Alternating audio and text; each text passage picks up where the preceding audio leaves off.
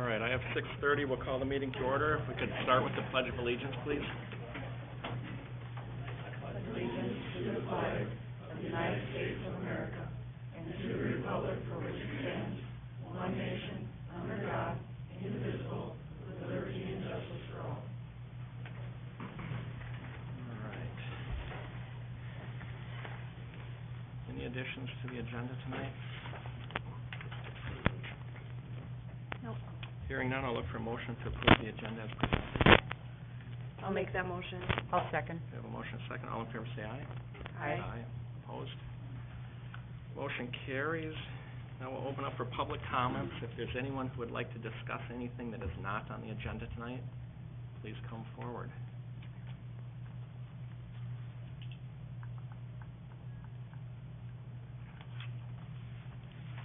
All right, seeing none, we'll close public comments. We have the consent agenda in front of us. Is there anything that needs to be pulled for further discussion? No? Then we'll approve, or look for a motion to approve the consent agenda as presented. Make that motion. Motion, do we have a second? Second. Motion, a second. Deputy Stolke, is there anything you want to talk about on your report specifically for tonight? Not on the reports, no, but there are three other issues. Okay, maybe we can take that now since it's part of the consent agenda. Let's talk about the sheriff because your report's in there. So let's touch on your three items now. Right. Good evening, Mayor and Thank you. council members. I know we have discussed, Ms. Guildmeister and McCollum, three issues in town that we think need to be addressed. I know the city engineer is possibly working on the crosswalks.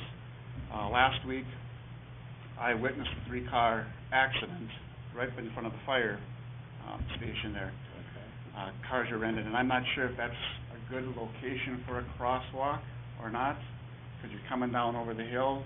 Now, the guy did say that he was looking around inattentive driving, but even if you put up flashing signs and stuff like that, I think when you're heading north, some of the visibility with trees and houses there might obstruct your view.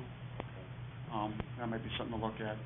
And I know the crosswalk by the Dakota Trail is still a problem with cars stopping when they're not supposed to, and there's been some near misses there too when I'm sitting watching traffic. So, and the problem is I'm guessing because I'm sitting close there, so people say, oh, the cop's there, I better stop for the pedestrians, because that's what's grained in our head. Yeah. But they're not the ones that have to. So I know it's a state highway, but there just might be some problems with that later on down the road. Okay, good. And yes, we're working on crosswalks, so that's Okay. good information. We'll take that as we continue our work sessions. Okay, and the other thing that we're working on is the 24-hour on-street parking. Okay. I know typically we're taking complaints from citizens when people call in that there, some vehicles have been parked overnight there. I did find a problem with our side on our e-citations, that city code is not in our system yet. And I talked to our records person, and that should be in there within a couple of weeks. It just has to get approved by everybody. And then I can start ticketing. I'll have to seek some guidance from the council. Typically what we do, or what I do, is if I get a complaint, I go, it's called a red tag. I put a little sticker on there that just says you're in violation of a code, 24-hour parking. And then I go back there a day or two later. If it's still there, we typically would write a citation, and then if it's still there, we tow. I don't know if that's something you want to get into, because I know, R&V will be towing the vehicles, and if people don't come get them, then they're stuck with the car and don't get paid the tow, so. Right. That's something we'll have more discussion as we go on some of the work sessions. Where are the complaints? There's 2 or 3, usually on Ash. Now I just got one off of Blue Jay. So it's Okay. most of the time it kind of resolves itself, but then a month or 2 down the road, then they're back to the same thing. Right. Okay. And then the only other issue that I've been seeing the last week or so, or throughout summer, is the 5-ton axle on by the church there on 2nd Avenue. Maybe Councilman Boulder can talk about that, but I have no way enforcing that. You have to have scales. Yeah. The person that keeps complaining wants me to do something about it, so I've gone to 2 different Semstone trucks out of different plants. I've talked to the local businesses that do all the work down there. I told them not to drive on there, but there's no way I can enforce that without, I mean, one semi said, yeah, it probably was over 5 tons or a dump truck, and the next cement truck says, I only had 3 yards, I'm way under, so, and I'm not gonna write a citation for something I can't prove, and those are pretty hefty fines. No, So if you get complaints that I'm not doing anything, I just don't feel comfortable doing that. We'll continue to have the administrator work with the builder. I think now we're gonna try to put no construction traffic signs up Okay. or something like that, so And then if that, versus the tonnage. yep, and if that happens, then you just have to let me know what city ordinance that falls under, so then I can force it at that time too, so. Other than that, most of the crimes around here in the county are all financial card, burglary, and thefts. It's typically what we're seeing throughout the county. The normal summer uptick that you would normally see, okay. Yep, so, All right, good. other than that. Anything else, anything for the deputy? Perfect, well, thank you, thanks for coming in, appreciate it. Thank you. All right, so that was under consent agenda, we do have a motion, a second for the consent agenda. So we'll vote, all in favor say aye. Aye. Aye, opposed? Motion carries. All right. The next item on the agenda is a public hearing of a zoning appeal relating to a property located on 220 4th Street Northeast. Is there a motion to open the hearing? We have a motion, do we have a second? I'll second that. We have a motion and a second, any further discussion? All in favor say aye. Aye. Aye, opposed? Motion carries. So under section 152.153 of the Mayor City Code, the City Council is acting in its capacity as the Board of Appeals and Adjustments. The purpose of this public hearing is to consider a zoning appeal related to an ordinance violation for the residential property located at 220 4th Street Northeast. The appeal involves a decision by the city administrator acting in her capacity as a zoning officer for the City of Mayor relating to a driveway. The zoning officer determined that the driveway violates 3 separate provisions of the zoning ordinance. Mr. Held appealed the decision, and Ms. Held together appealed that decision. The appellant will proceed first. After that, city staff will proceed. Each side will have an opportunity to ask other side questions. We may have questions for the witnesses as well. Who is appearing for the appellant? Will it be Sheila or Chad? It'll be Chad? Okay. Mr. Chad Heltz is appearing on behalf of property owner Ms. Sheila Heltz, is that correct? Okay. Who is appearing on behalf of the city? Tim Sullivan, City Attorney. Perfect, thank you. Mr. Held, if you have any documents you wish for us to review, we'll make copies and consider them. If you'd like to make a statement or enter evidence regarding your appeal, this is the opportunity to be heard. As the appealing party, you have the burden to show that the zoning officer's decision was erroneous. You may proceed. Please come up. If you don't mind stating your name and, for the record, and Good evening, I'm Present. Chad Heltz. then you go ahead and present your case. Okay, wondering if you could bring up, Google Maps of Mayor, please.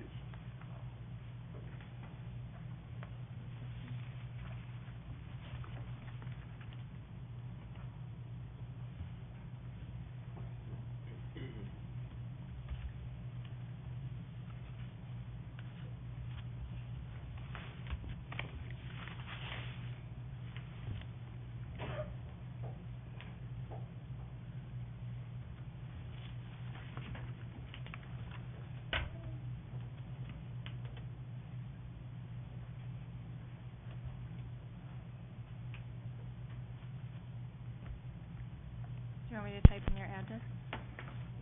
No, you can just bring up a general map and zoom in.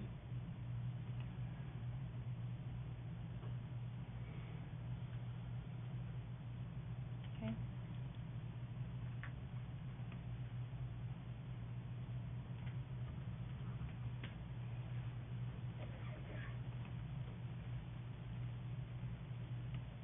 Mostly bring up the Hunter Brink edition. Which one? Over near his address. Oh, over yours, okay.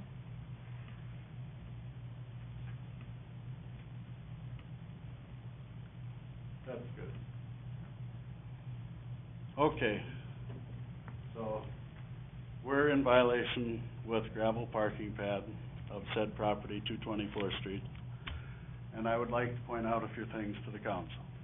One being, this is 324 Ash Avenue North. They recently, in the last year, it's not on here, there's a big gravel driveway extending from the home to the alley. No permit, no violations handed out. I would like to point out, let's see, there's a gravel parking pad here at our place. And if we continue, there's another new parking pad of gravel. Let's see, here. And if we continue, there is another gravel parking pad at this residence here. None of these are showing on the map because they're new. And if you continue around, there's about 20 other ones within the ridge. So I guess my question to the council is, what's wrong with ours? There's one in Ridge Road that's touching a property line. It's double wide of gravel. A house built in 1993. Our house was built in 1969. If we want to talk about grandfathering, I'd say the house built in 1969 would take precedence. So, just to make sure we don't get too far off track, Chad, I wanna make sure we stick to what the hearing's for, specific to your It is. property, specific to It is.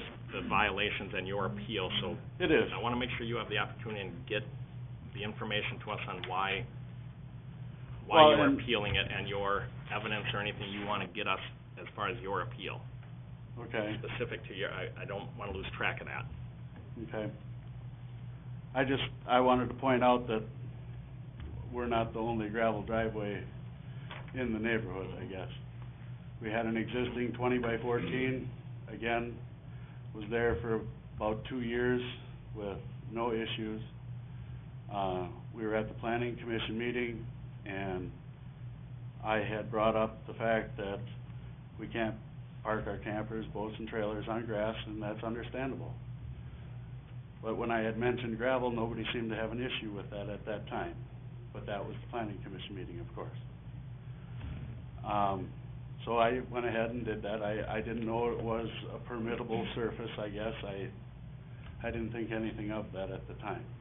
I just wanted to come in compliance that it wasn't sitting on the grass or causing any issues. I would also like to note that,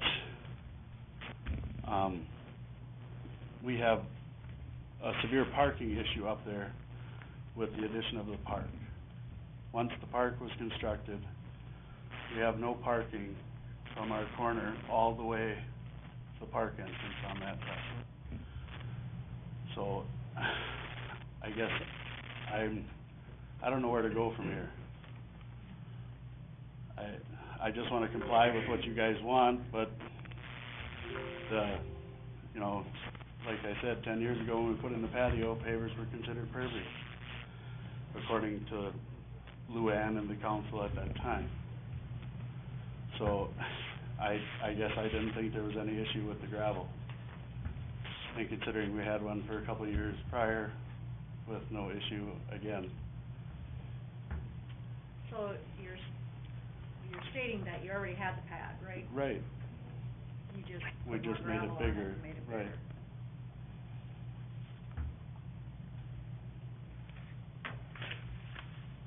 Was the pad big enough to fit? No, the pad was, Absolutely, yep. the pad was not big enough to accommodate the camper. Okay. Was that grass before, or what was there Yes. before it was grass? Correct.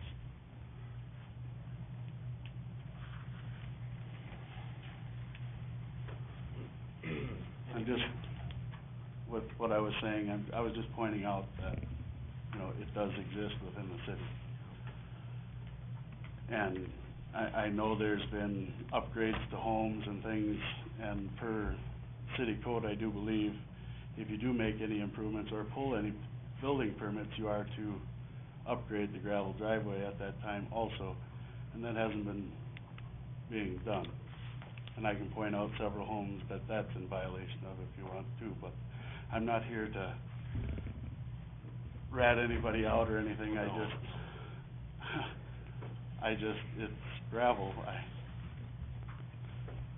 right. Anything more specific to the three no. violations? No, other than the permeability, it's limestone, it's more permeable than class 5, but other than that, I have nothing else. Okay. All right. I have some questions for you. Yep. Sure. Can you pull up the June 4th letter, Maggie?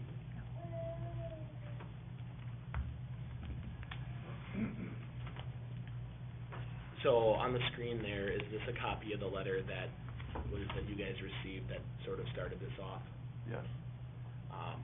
So do you acknowledge that the driveway, that the city administrator pointed out 3 separate violations of the code to, not just the material that the driveway was made out of? My understanding was, it was just a violation of the material at the time. So do you see the provision in there that talked about the permeability of Yeah. So what did you do after you received this letter? Well, unfortunately, I went on vacation, I didn't have a chance, I called the city administrator and spoke to her, asked her some questions. She said she'd have to get back to me, 'cause she didn't know what all the stipulations were. And I talked to a few council members and former mayors and such, and I just trying to figure out what I'm supposed to do, I guess. Did you eventually submit a permit application? Yes, I did. Will you flip to the next page, Maggie? Is this a copy of the permit application? Yes, it is. So had the driveway been installed at the time that you had submitted this application? It had been in for about a month and a half when I received this, yes. So the driveway had been the expansion of the driveway was about a month and a half before you did it?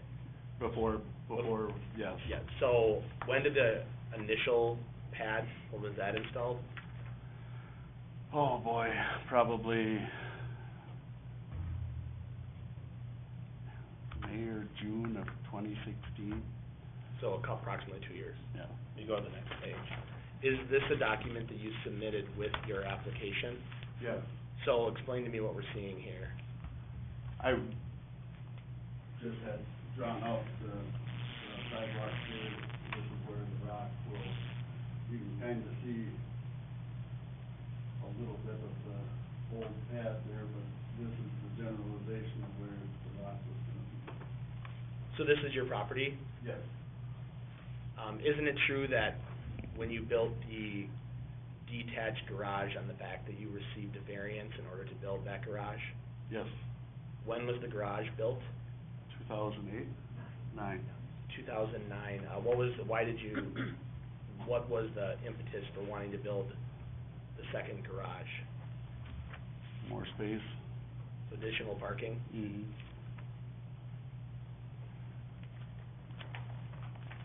Okay, we go to the next one. So is this a letter that you received then after you had submitted your application? Yes, So you recall receiving this letter? yes, It's addressed to your mom, correct? yep, So that first bolded area where it says all driveways and parking areas must be paved hard surface with bituminous concrete or brick pavers. Is the driveway in compliance with that code? as it states, no. Are you the parking pad, right? Okay. Yep. Parking area now. Parking area. I just want to make sure that I'm following along here. So, going back to there was an existing driveway on the detached garage, correct? Yes, Does the parking pad connect to that driveway? yes, It runs, it butts up to it. it butts up to that, so your position, is it that that's not a driveway, that it's a parking pad next to a Yeah, driveway? it's just strictly for the camper, yeah. So there's no difference between where the driveway ends, other than the materials that they're made out of, there is no buffer between the driveway and then the gravel you laid down? No, there isn't. Okay, how wide would you say that the parking, how much rock did you lay down? Well, there was about 6 tons there, so we put about 12 tons. How wide would you say that the parking surface that's rock is?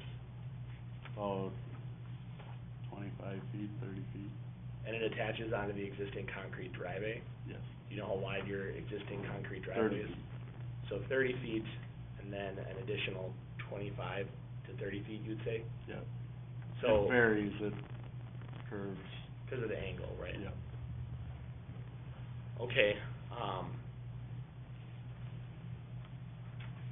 and then were you also informed that, it appeared that with the addition of the driveway, that the property would be over the impervious surface maximum for the residential district? Yes, and that's the point I argued with, because they're now considering my pavers, which 10 years ago weren't considered by the city council and the city as impervious. So now we're way over. Mhm. Did the city administrator provide you copies of the relevant code provisions to review with this letter? Yes. And nowhere in there was stated rock or any violation of their, there's nothing mentioning gravel in the codes. Can you go to the next, after the letter, this first code provision here? So you received a copy of this, which is 152.026 of the Yep. zoning ordinance? So that's the provision that was highlighted in that letter that said that all required ingress, egress points, driveways, and parking areas shall be paved/hard surface with bituminous concrete or brick pavers. Okay.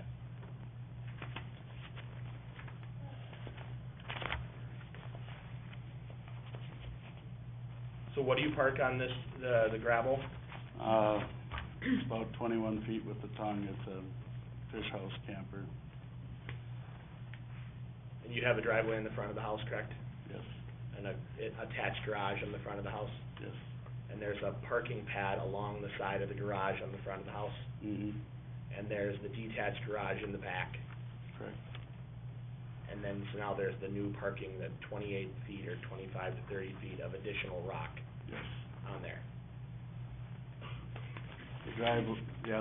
The driveway in the rear isn't long enough to hold the vehicle without sticking out in the road and causing issues. So will you scroll down to the pictures that we have in there? We'll just...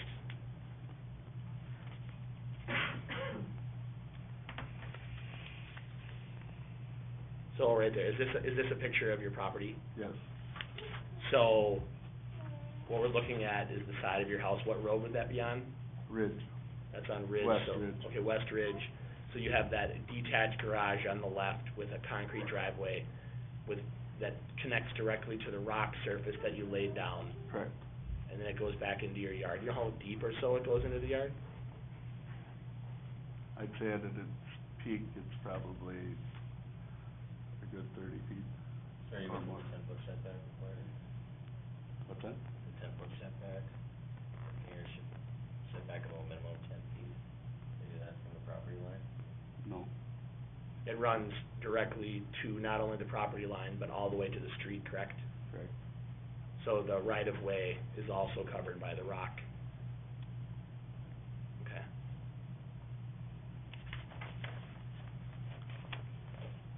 I don't have any further questions.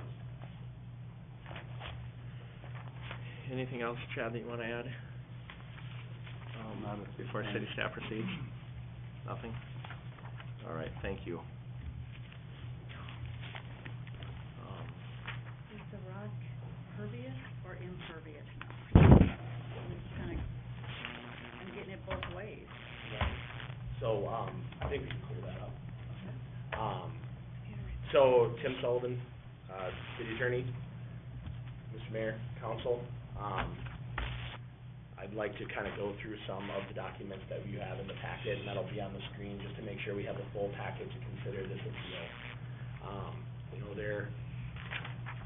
It isn't just the material that the parking area is constructed out of that is at issue here, it is the size of the parking area. Also, it was pointed out the location of the parking area, the impervious nature of the area, as well as the material that it is made out of. So, Maggie, you went over that June 4th letter here. Is this a letter that you sent to the property owner? Yes. How did you become, without naming any names, how did you become aware of this issue? We received 2 complaints from residents. So you weren't driving around No. looking for something to do, this was brought to your attention? Right. And, you informed the property owner of, what did you inform the property owner of in this letter? That permits are required for driveways and that we were made aware that one wasn't pulled and that we needed a permit to be submitted to make sure that, whatever was done on the property met code. And the code provisions include what the driveway is made out of? Right. So turning to the next page, is this an application you received? Yes. And this, just to clarify, this was received after the driveway was already in and after the first letter was sent? Yes. Okay. So we'll go to the June 18th letter, right there. Is this a letter that you sent to the property owner? Yes. And you included some attachments to this property, or this letter? I did. What were those attachments? The city code, there were 3 sections of the city code that I included. So were those the performance standards that are set forth in your letter regarding what driveways and parking areas should be made out of, how wide they should be, and the dimensional standards? Yes.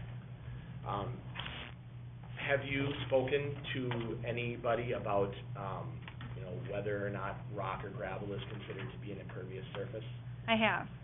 Who did you speak to? I've spoke with the city engineer, the county engineer, and the Minnesota Soil and Water Conservation District. And what did they tell you about whether the impervious nature of rock? They're all considered impervious. The city council recently amended the zoning ordinances related to parking, correct? Correct. The standards that we're applying in this, that you applied to this property, those were not as amended, is that correct? Correct. And why is that? Because the code was amended after the installation of the gravel driveway. So it's fair to say that Mr. Help's driveway, or the driveway at the property, it isn't being judged based upon the recent amendment. This is based upon the standards as they existed prior to that amendment. Correct. When were these standards put into the zoning code? They were recently put into the code, I believe, at the end of June. So those are the most recent amendments. Correct. But as far as how long has the city code prohibited, Oh. rock parking areas? Since 2006. So since 2006, I think you can go towards the end of the packet, there's the ordinance.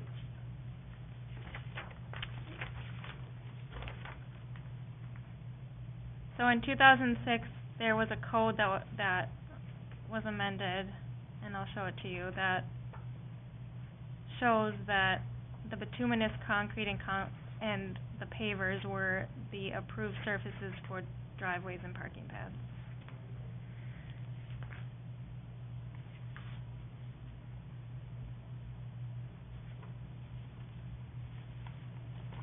So this ordinance here adopted in 2006, Yes.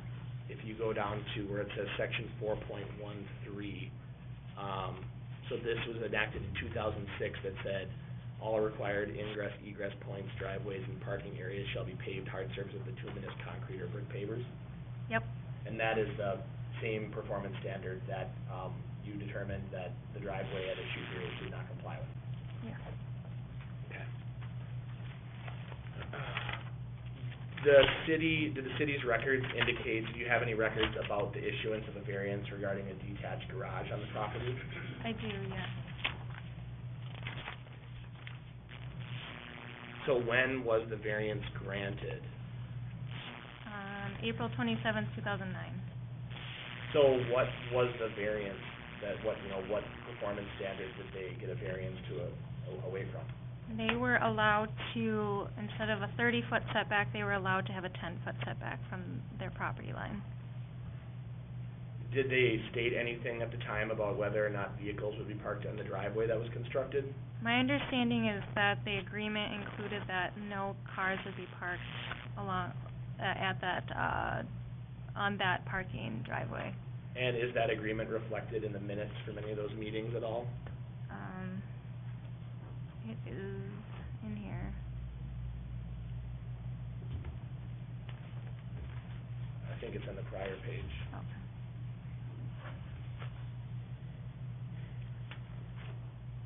It said, it was also stated that no vehicles would be parked on the driveway.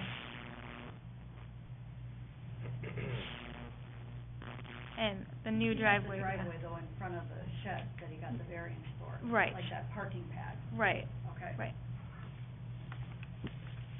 So this variance permitted the construction of a 30 by 30 detached garage as well as a driveway to service that garage, Mhm. in a manner that wasn't consistent with the code, but they did do the proper thing and obtain a variance? Yes.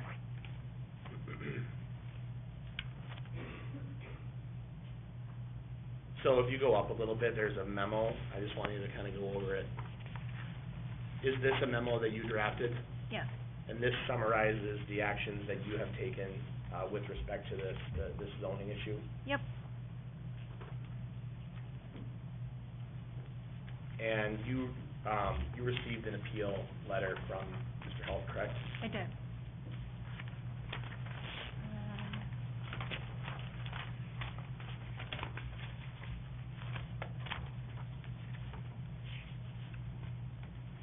I think it would Did I be miss up. it?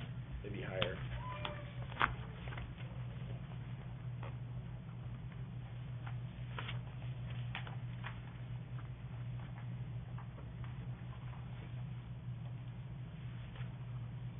So is this the document that you received? Yes.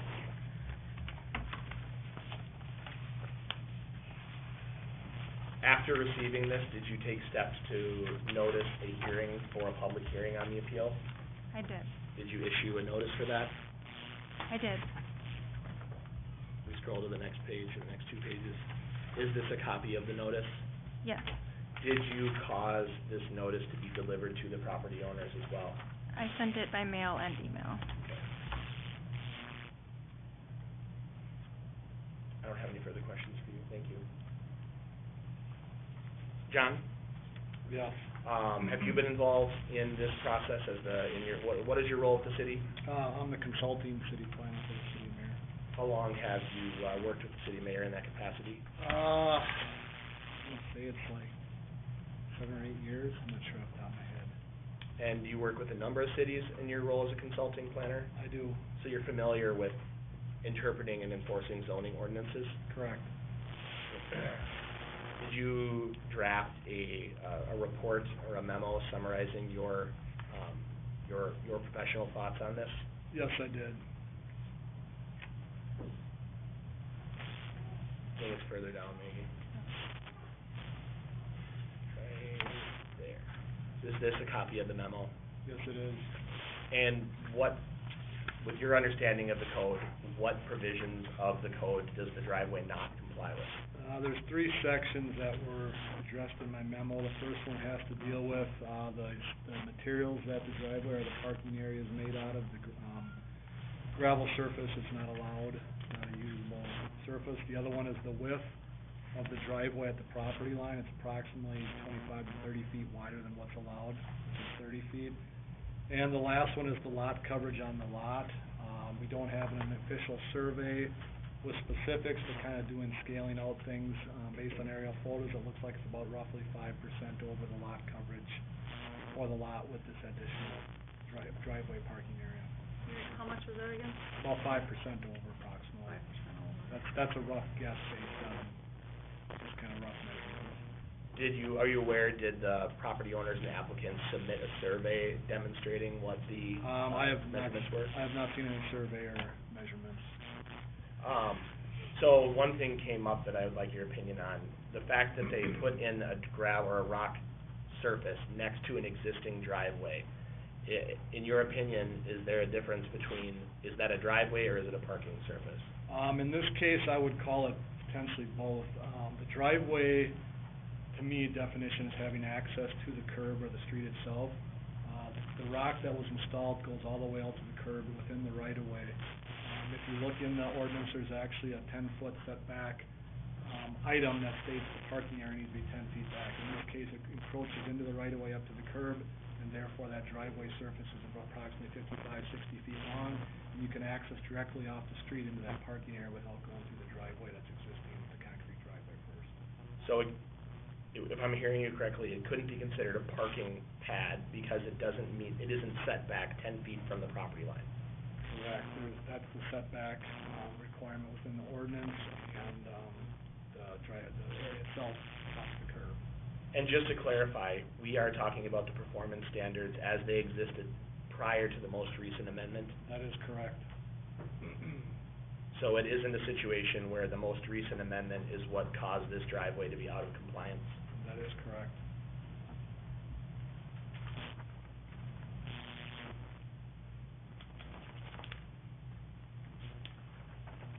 So when the recent amendments were made, some definitions were added to the code, is that correct?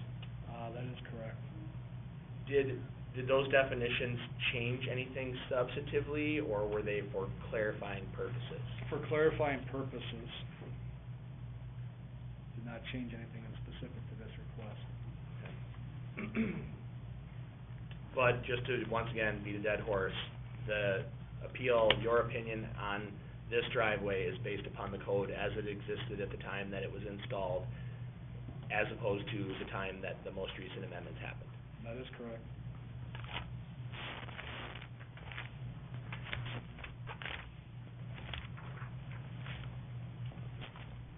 I have no further questions.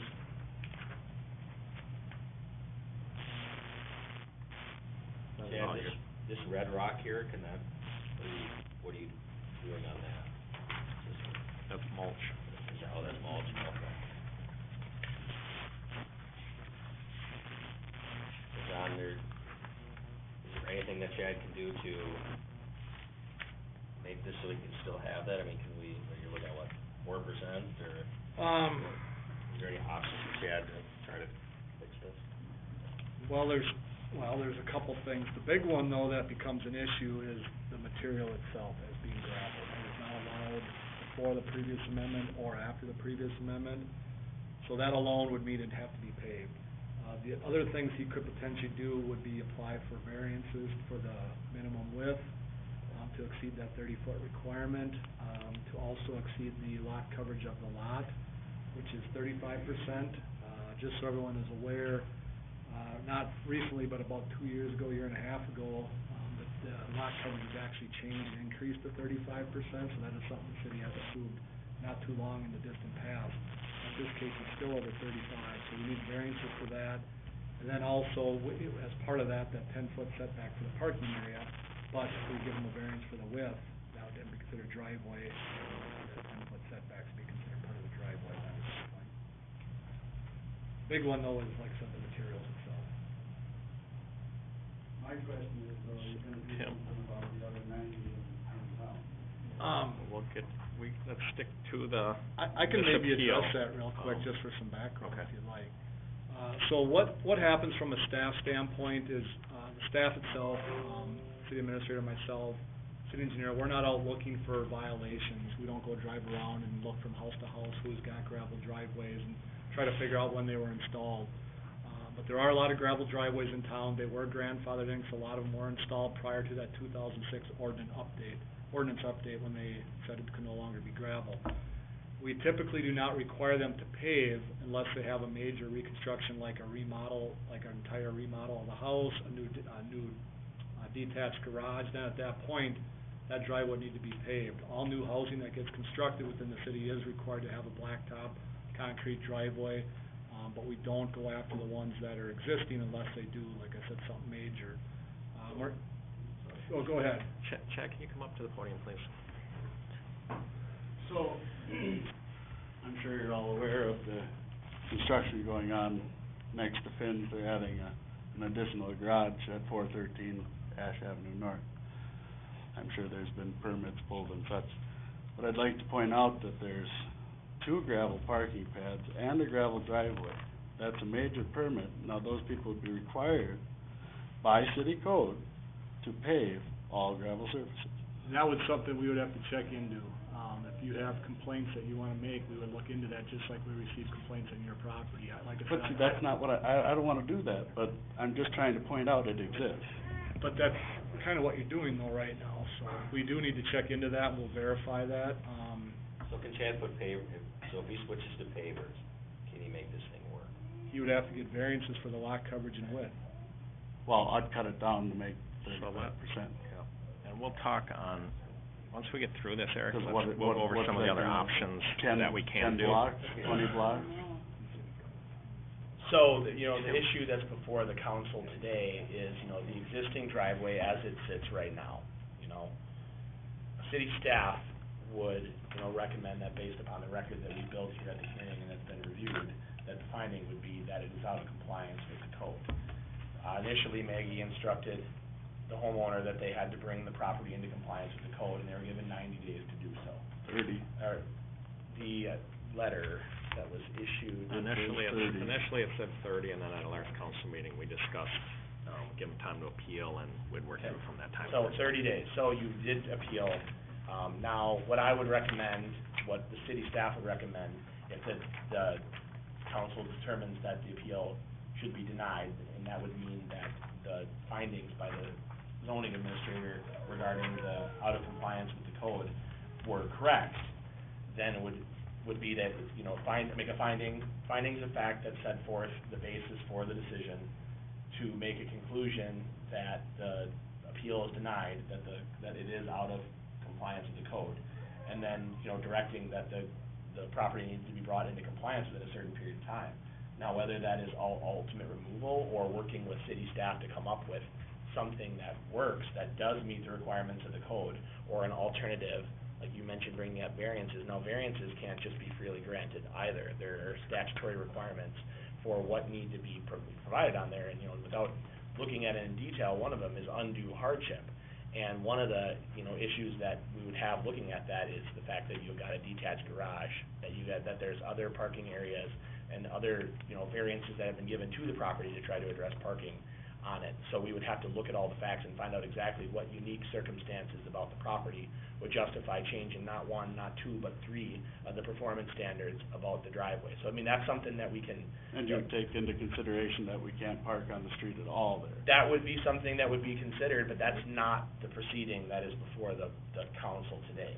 Today, the council is looking at whether or not the zoning administrator correctly held that the property doesn't comply with the city code. And it's only looking at one piece of property, it's not looking at, what the neighbors are doing. It's a matter of, this is the issue that is before the city council today. So basically, we have to make this decision, and then we move forward with a solution, because a variance is still an option. Can't get a variance if we don't make this decision today. He hasn't applied for a variance, so yeah, there's no variance at all that is before the city council. Yeah, it wasn't That gonna would- apply But until I first we need found to out make what this we could do. decision, and then he still has the option to apply for a variance, albeit. Right. That would be an option to bring the property into compliance with the city code, because a variance by definition brings it into compliance with the city code, within the period of time that is set forth. I have drafted, proposed, normally we wouldn't, do you have something that's relevant to the appeal today, sir? You gotta come to the podium. Will you come up to the podium, You gotta please, come so to we the can podium. capture it on the mic?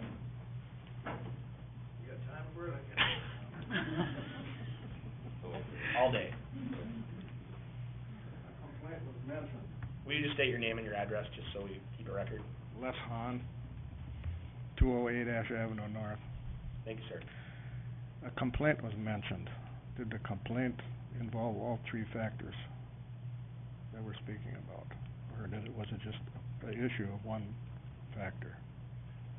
The You know, complaint was that the rock was laid down, and they wanted to know if a permit was pulled and if it met city code. It isn't out of the ordinary for, a citizen complaint today. They would not be aware of what the ordinance is. We wouldn't require we wouldn't require a complainant to list the ordinance that were violated, the same way that law enforcement wouldn't require a caller to say that, I think we have a class 1 misdemeanor or something along those lines. That would be, that the city staff did, investigate the complaint. They did communicate multiple times with the property owner, and they have been working through this. But to answer your question, I'm not entirely sure Well, it was brought up that they only work on issues of complaints, and I was wondering if the complaint involved all 3 issues at the time that the complaint was made. If it was just a rock, or if it was all the other issues added. So, that's... I don't see how that would change the outcome in that. Well, it was just mentioned that we're not looking for issues in compliance. So, Well, a citizen Not came driving and around. asked you a question, and the answer to that question brought up the ordinance violation. That's, I think, what he's saying. Mhm. Citizen probably didn't say, oh, hey, I know this ordinance, and they're in violation, this one. They just asked her, hey, did you pull a permit for this? Does it comply? And when that was investigated, it found... because it sounded like the complaint with the issue was the rock, or, Right, yeah, I don't know. I didn't, I don't know. It if sounds like the complaint was about the property itself. It sounded that way? Mhm. All right, thank you. I didn't see All right, the Chad or complaint. Sheila, any other questions for the administrator, the attorney, the planner? Not at this time, okay. So I have drafted proposed findings of fact that I would like to present to the city council at this time, that I feel, the city staff, this is what the city staff would advise. We will not be advising the city council on what decision to make. This is a decision for the city council to make. I suppose, do you have those? Yeah, I do. I have extras too. Yeah, will you give one to Mr. Held for sure?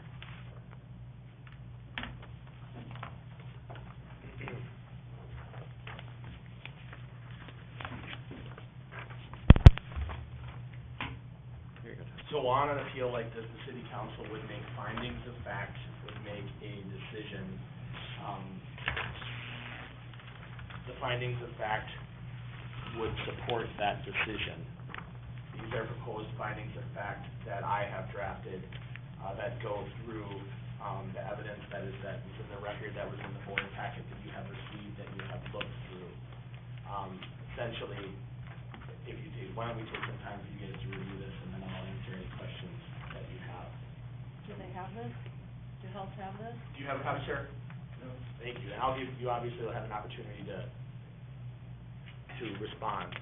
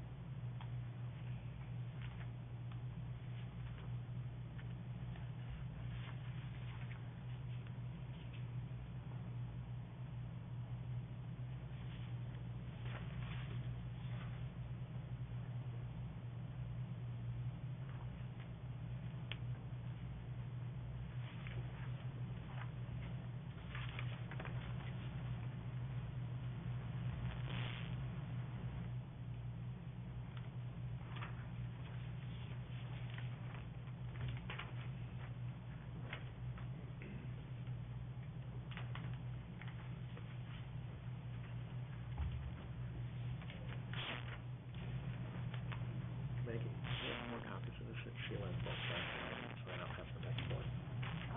Just a couple here. Yeah. I think the board property owners, then they don't have to pass it back and forth.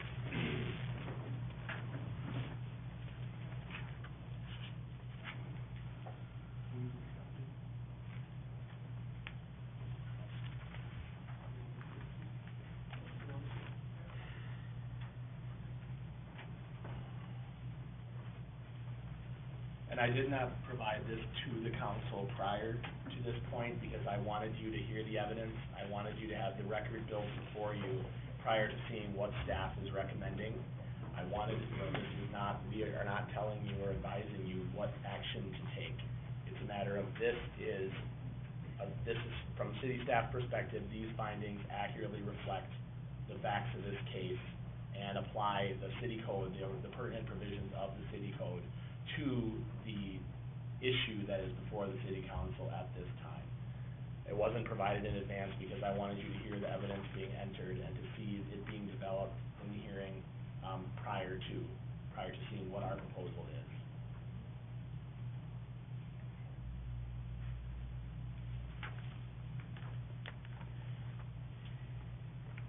So I could walk through the findings. So there's a number of whereas clauses that just basically set the scene here. Whereas the city administrator, received the city learned that, the rock driveway appeared to violate the zoning ordinance. There was a application that was provided after the fact, by Mr. Helt. That there was a letter that was sent that outlined the findings that there were 3 violations in the zoning ordinance. There was an appeal, that's why we are here today, so the whereas clauses set that up as to how we got here. The findings relate to the property that's located at the corner of 4th Street Northeast and West Ridge. The driveway at issue is at West Ridge Road, adjacent to an existing detached garage. The driveway is constructed of rock and was constructed adjacent to the existing concrete driveway that services the existing detached garage. There was no survey provided that provided actual measurements of the driveway or impervious, so city staff had to estimate the measurements based upon measuring the driveway from the road and from the right-of-way, and then based upon the GIS. Now, to clarify on that, is the burden is on the applicant to establish that the project meets the requirements of the code. It isn't on the city to establish that it doesn't. And in fact, the city couldn't go onto the property without permission, otherwise they would be essentially trespassing. So it isn't like we have the freedom to go out there, and the fact that a survey is not free, and if the city was required to pay for a survey every time somebody wanted something done, it would not be financially feasible. So city staff measured the driveway from the public right-of-way, so the existing concrete driveway is 30 feet wide, and adding an additional 28 feet, that makes a 58-foot wide access from the right-of-way onto the property. The zoning procedures are how we are proceeding today. They're set forth in the zoning ordinance. He requested an appeal, and then I listed the 3 violations that were set forth in the city administrator's letter. So I want to clarify in number 8 that the recent amendments that we just spent a lot of time doing are not applicable here. We are not judging the driveway based upon those amendments. It is as the code existed in 2006. So the paragraph 9 goes through those performance standards, which we've gone through here. The first is what they should be surfaced out of. The second is how wide they can be, a minimum and maximum. And the fourth is the impervious.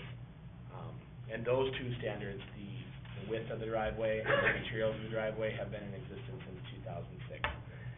The driveway, it's clear the driveway was not constructed prior to 2006 because the garage wasn't constructed until a variance was granted in 2009. So, the driveway wasn't there at the time that those came into being. The testimony that you heard today was that it came in about 2 years ago. The dimensional standards of the zoning district, we heard testimony that the county engineer, the city engineer, soil and conservation, the city planner, all recognized that gravel and rock that is laid down, particularly when it's parked on, is impervious. So the findings really are at number 13, that the driveway is out of compliance with the zoning ordinance. It's constructed out of rock, whereas the ordinance requires different materials. It's too wide, and it brings the property over the impervious surface coverage. So the conclusions then would be that that the findings would be adopted, that based upon those findings, they deny the appeal, and that it gives them 90 days to bring the property into compliance. And like we had talked about earlier, that could take a number of different routes, whether it's removing the driveway. And the applicant's appeal actually states in there that the reason that they built it out of rock was because it was easier to remove. That was in the writing that was provided to the, so I mean, that makes it easier than if they had done something else that was more difficult to remove. But that's only one of the options available. Anything you'd like to close on? Any closing? Prior If you don't you mind had coming up, mentioned- can you come to the podium, please? Sorry. Prior, you had mentioned something about parking in the rear driveway was not allowed, or that it was stated we weren't gonna park in the rear driveway? Is that, like, if we park there now, are we in violation of city code if we park in our own driveway? What was pointed out, just to answer that in the record, is that the documents we reviewed, the minutes of the proceedings that granted you the variance, one of the understandings that was set forth was that no vehicles would be parked on the driveway. And that was due to the location, to how close it is to the trail. Okay. You know, we're not here about parking the vehicles on the driveway. What we're pointing out is that the expectations for how the property was gonna be used when the variance was granted to you, was that you already received a variance to have a 30 by 30 building that was in a location that wasn't permitted by the code. You were permitted to have a driveway to service that accessory building. Now, that driveway was 30 feet wide. It was as maximum wide as it possibly could be under the code even at the time. It's now since been almost doubled in size. So that's, you know, we're bringing up the history of the property to talk about the parking situation and how, you know, the city hasn't been inflexible with the property in the past to try to address your parking concerns. Whereas, you know, a permit for the accessory structure and a variance to build the accessory structure were provided earlier. That's why it was provided, for context of the property. Okay. Still leaves us kinda limited. Yeah. Yeah, I'll make another point too. One of the reasons is your garage back there is set back 10 feet from the property line, so if you do park a vehicle on that driveway, it would be encroaching into the right of way. I know, that's what I was saying. So that's the reason why the no parking thing was addressed back in, I think it was 2009. Right. That driveway would not allow for parking. Hence why the gravel parking pad is there. Okay. Anything else, Chad or Sheila? Anything else you guys wanna say? Tim, any last comments? Yeah. No, as far as, the building the record, I think, you know, it's just a matter of you guys doing your thing now. Okay, then I'll look for a motion to close the public hearing. I'll make that one. I'll second it. We have a motion from Councilmember Boder, and a second from, Councilmember McNeely. Any further discussion on that? All in favor, say aye. Aye. Okay, the public hearing is closed, so now we'll move into, now we're just back in regular council now to discuss the appeal, correct, Tim? Yes. Okay. Any discussion, comments, questions, thoughts on this?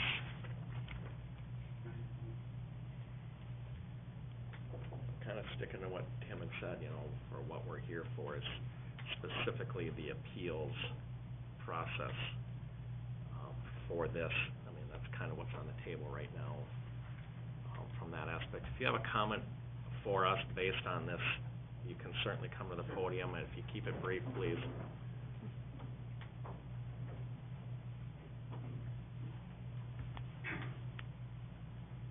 Hi, I'm Michael Hanks. I live at 104 Fifth Street Northeast. I guess my concern is if this is an issue, that was started because of something, say, campers being parked on properties, if this was something that would help the city make it more capable of parking campers, and easier to work on later. I mean, putting a concrete slab or blacktop down is a lot harder to bring up than gravel. I think that something like this should be considered for said campers, trailers, something like that. I mean, we all know it's a lot easier to dig up gravel. I understand he's might be encroaching his boundaries, but what is the concern, I guess, is what I'm, the 35% over. This specifically. We got snow and ice, Three. how many months of the year, and we got rain running into the sewers. Maybe our sewers need to be looked at, upgraded even more, so that they can hold all this water runoff. Just a thought. All right, thank you. So just a little clarification on the context of that is, you know, the purpose here is applying the existing code as it is to the facts that were presented to you.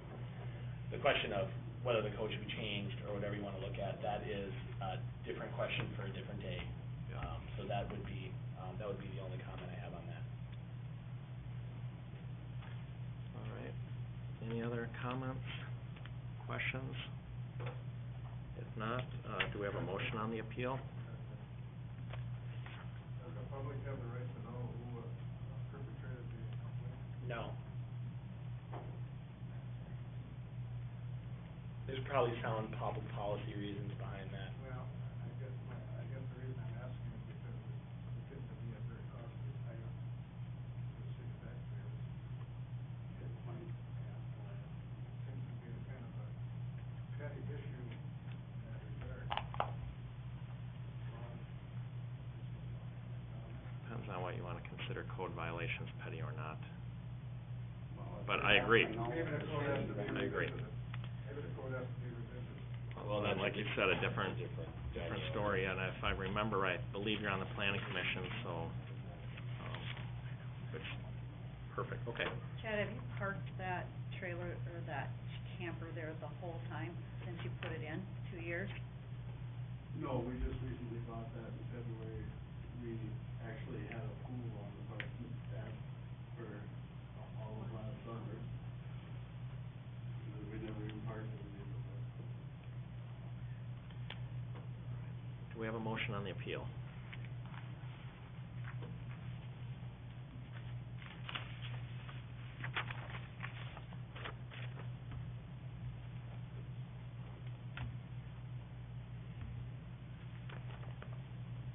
It can be approving the appeal, denying the appeal, it can be tabled for further discussion. If it is tabled, we'll need to make a decision. I'd like to, by certainly the next council meeting, to give the residents a response to their appeal that they've put in. Yep. Yep. So I'll make a motion to approve resolution 7-23-18-20, denying the applicant zoning appeal, based on the facts that were presented.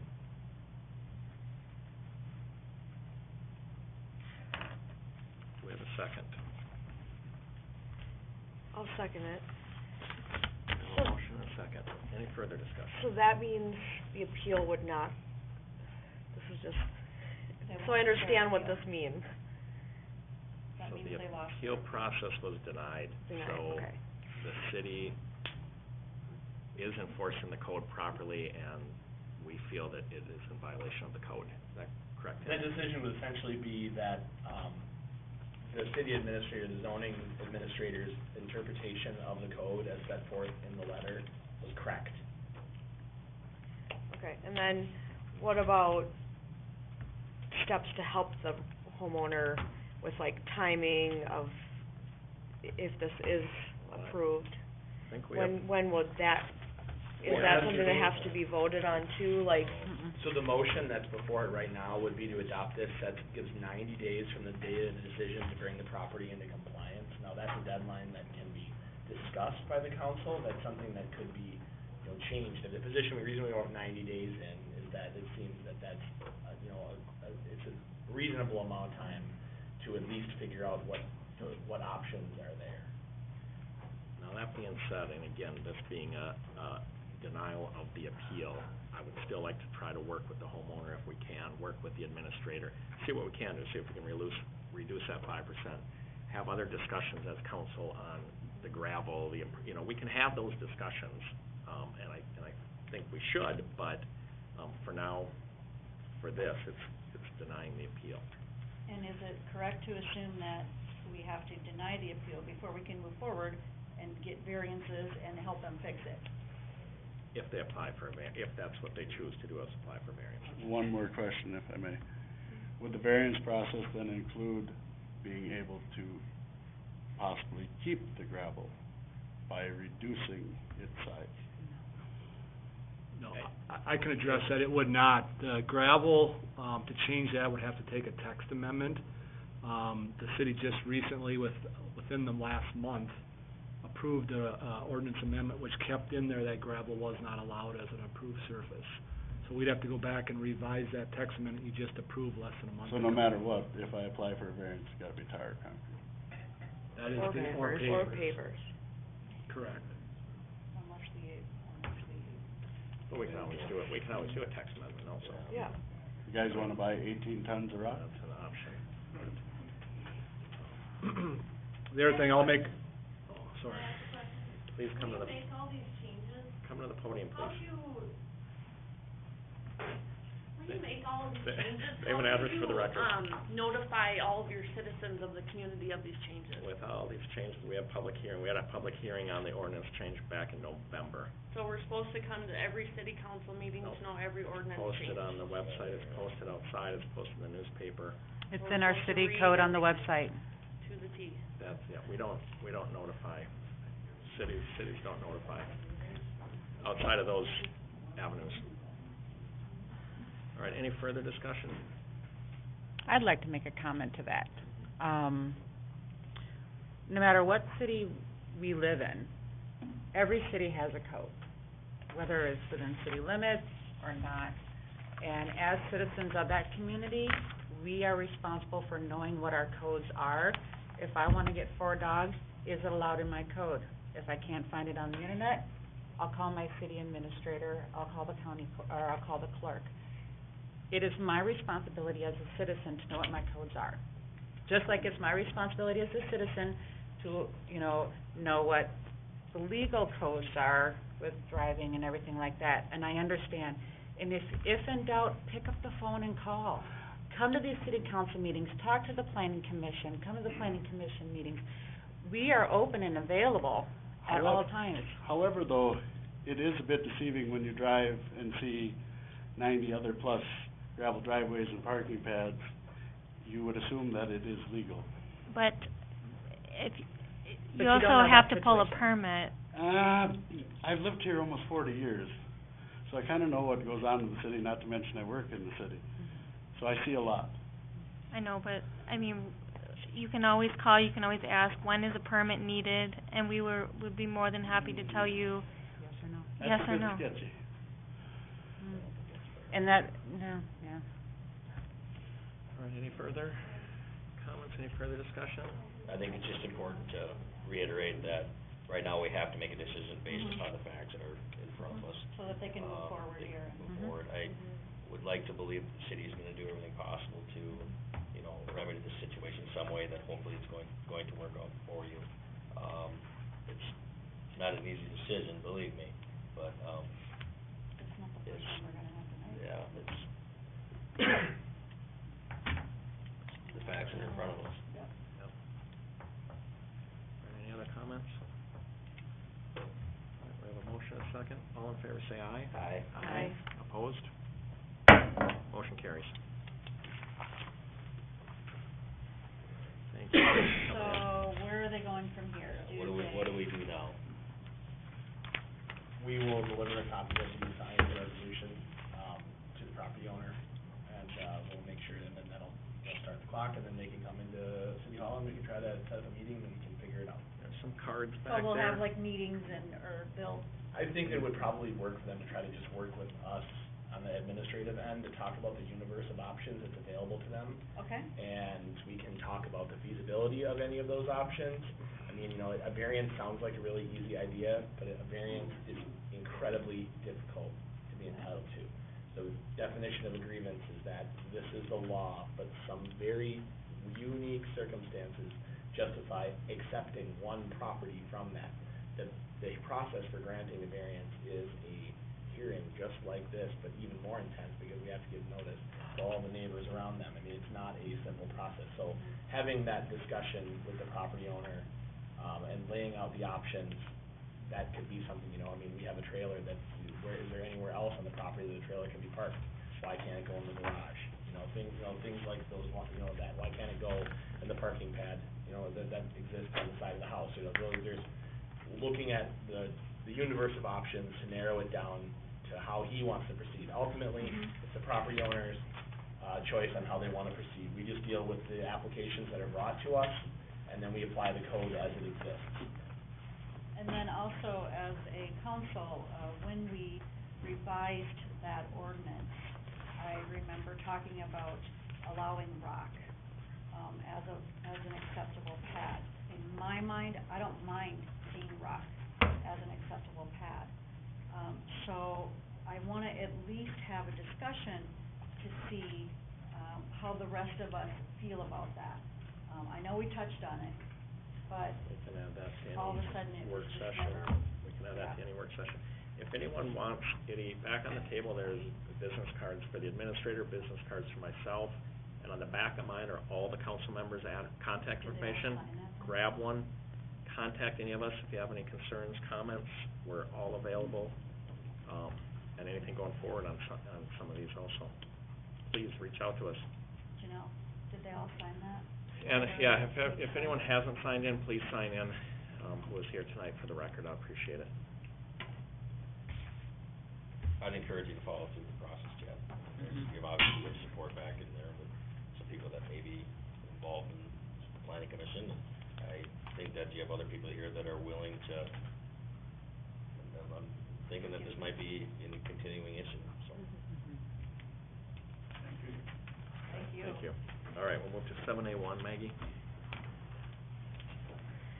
Okay, so, 1 second, let me get back to the regular packet.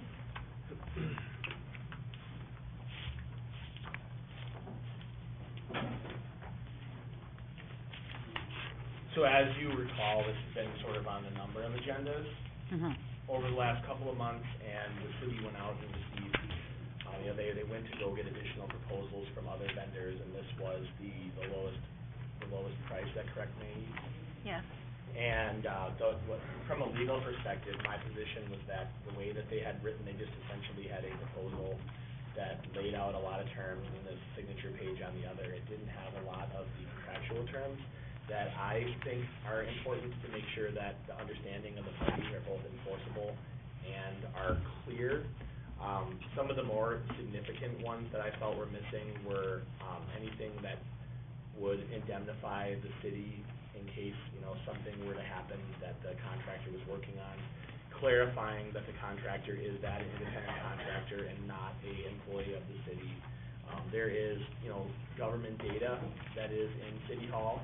I wanted to clarify that the obligations for the contractor as they're going through and cleaning up in the city council, that any information that they were to come across, it needs to be, the data privacy needs to be maintained, because failure to do that could expose the city to a Government Data Practices Act claim. So what I did is I converted their proposal into a contract that just formalize the agreement, that sort of beefed up the requirements that most of which, or many of which, were in the proposal, but it puts it in a formalized agreement that just, I feel, gives the city far more protection than just signing the proposal would have. Number 1, duration. Yes. Shall remain in effect for a period of 2 years. Is there a reason to have a time in there when further down it says that, either party may terminate this within 30 days? So is there a reason for that? There's a couple of reasons. So the first reason I would say to have it on there is an open-ended contract, that doesn't in there, what happens is that, in our experience representing municipalities, is that they never look at it, they just deal with it, they don't, having a deadline on there to come up and look at it every 2 years is a sound policy. Now, when I say in my communications with Min Services, they were willing to go 2 years, and still, that actually, freezes the price for those 2 years as well. Now, they could, back out. We wanted either party to be able to walk away if it wasn't working out. We don't wanna be, stuck to this contract, but having it lasts for 2 years, That means, there's nothing stopping us from extending that by a simple consent agenda, if everybody's happy with it. There's also nothing stopping them from coming up to us in a year and saying that because of the economy, because of labor costs, we can't do the So our the biggest rate. advantage is the rate's locked. Yeah, so the rate is essentially locked until they come to us and asking to change it, or they could, I suppose, they could threaten to walk away. Okay. But it's, you know, nobody's locked in this contract, but having a deadline on it, you know, many years ago, there actually was a maximum length. It was a 4-year cap that entities could contract with municipalities. And the purpose of that is to sort of keep it fresh. Okay, good enough. Any other questions on the contract? How many hours a week are they gonna, it's just 2 days, how many hours? So Megan, you pay them by the hour? I don't, No, it's more, so what we need them to do is to come in at least twice a week to do a full clean, and that's, well, their quote is based on what we told them needed to be done. So everything that we told them needed to be done, I'm trying to figure out a rough per hour price. right. so there's a benefit of doing it this way as opposed to hiring somebody that you pay per hour. This way, you don't have that employee, you don't have work comp, you know, liability, you don't have all the employment that comes with it. This way, they employ somebody, as far as who pays the cleaner hourly, that would be Min Services or a Min Services employee. The way it's quoted is to get the job done, so I presume that there's, in their interest to get it done as quick as possible.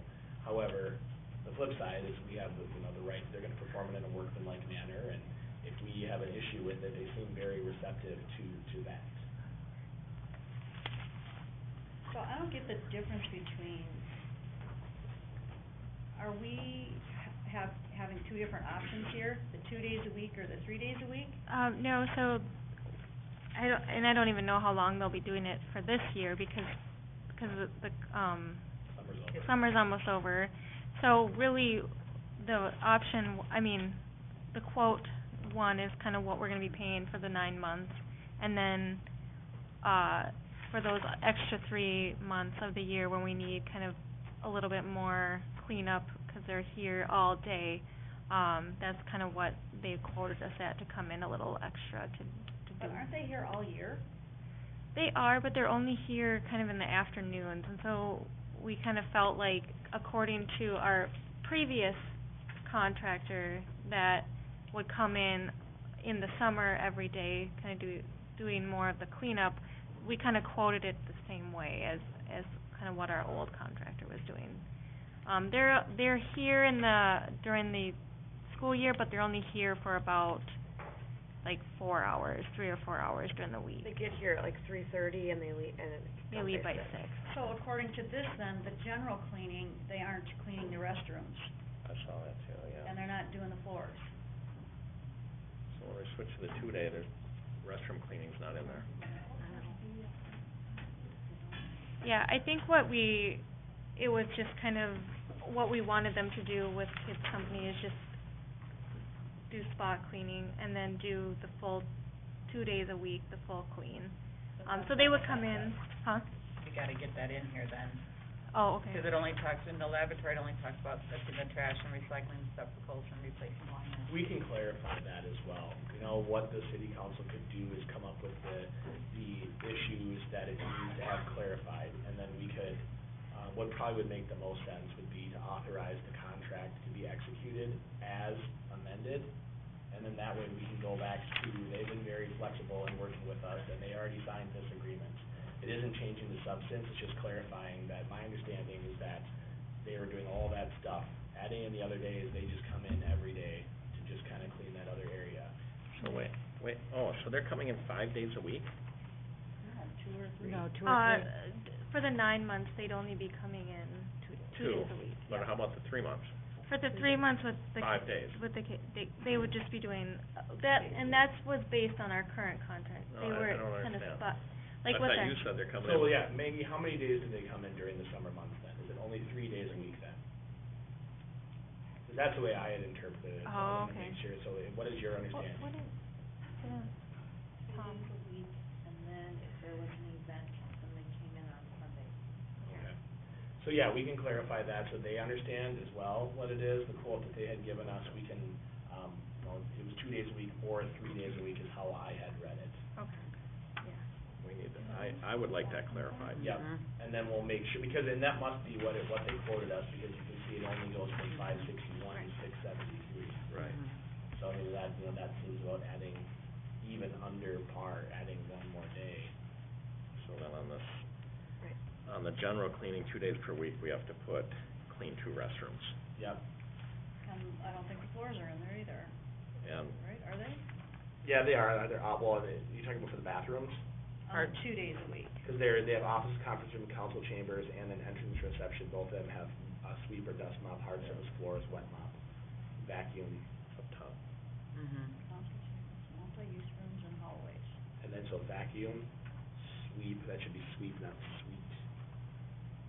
And under gymnasium and kitchen, it's empty trash and recycling receptacles and pastel liners if needed. So there's nothing about the floors in the gym and the kitchen.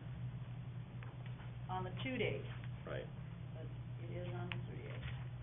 so for gymnasium, kitchen, break room, coffee, all that needs to be, That's where the most people are.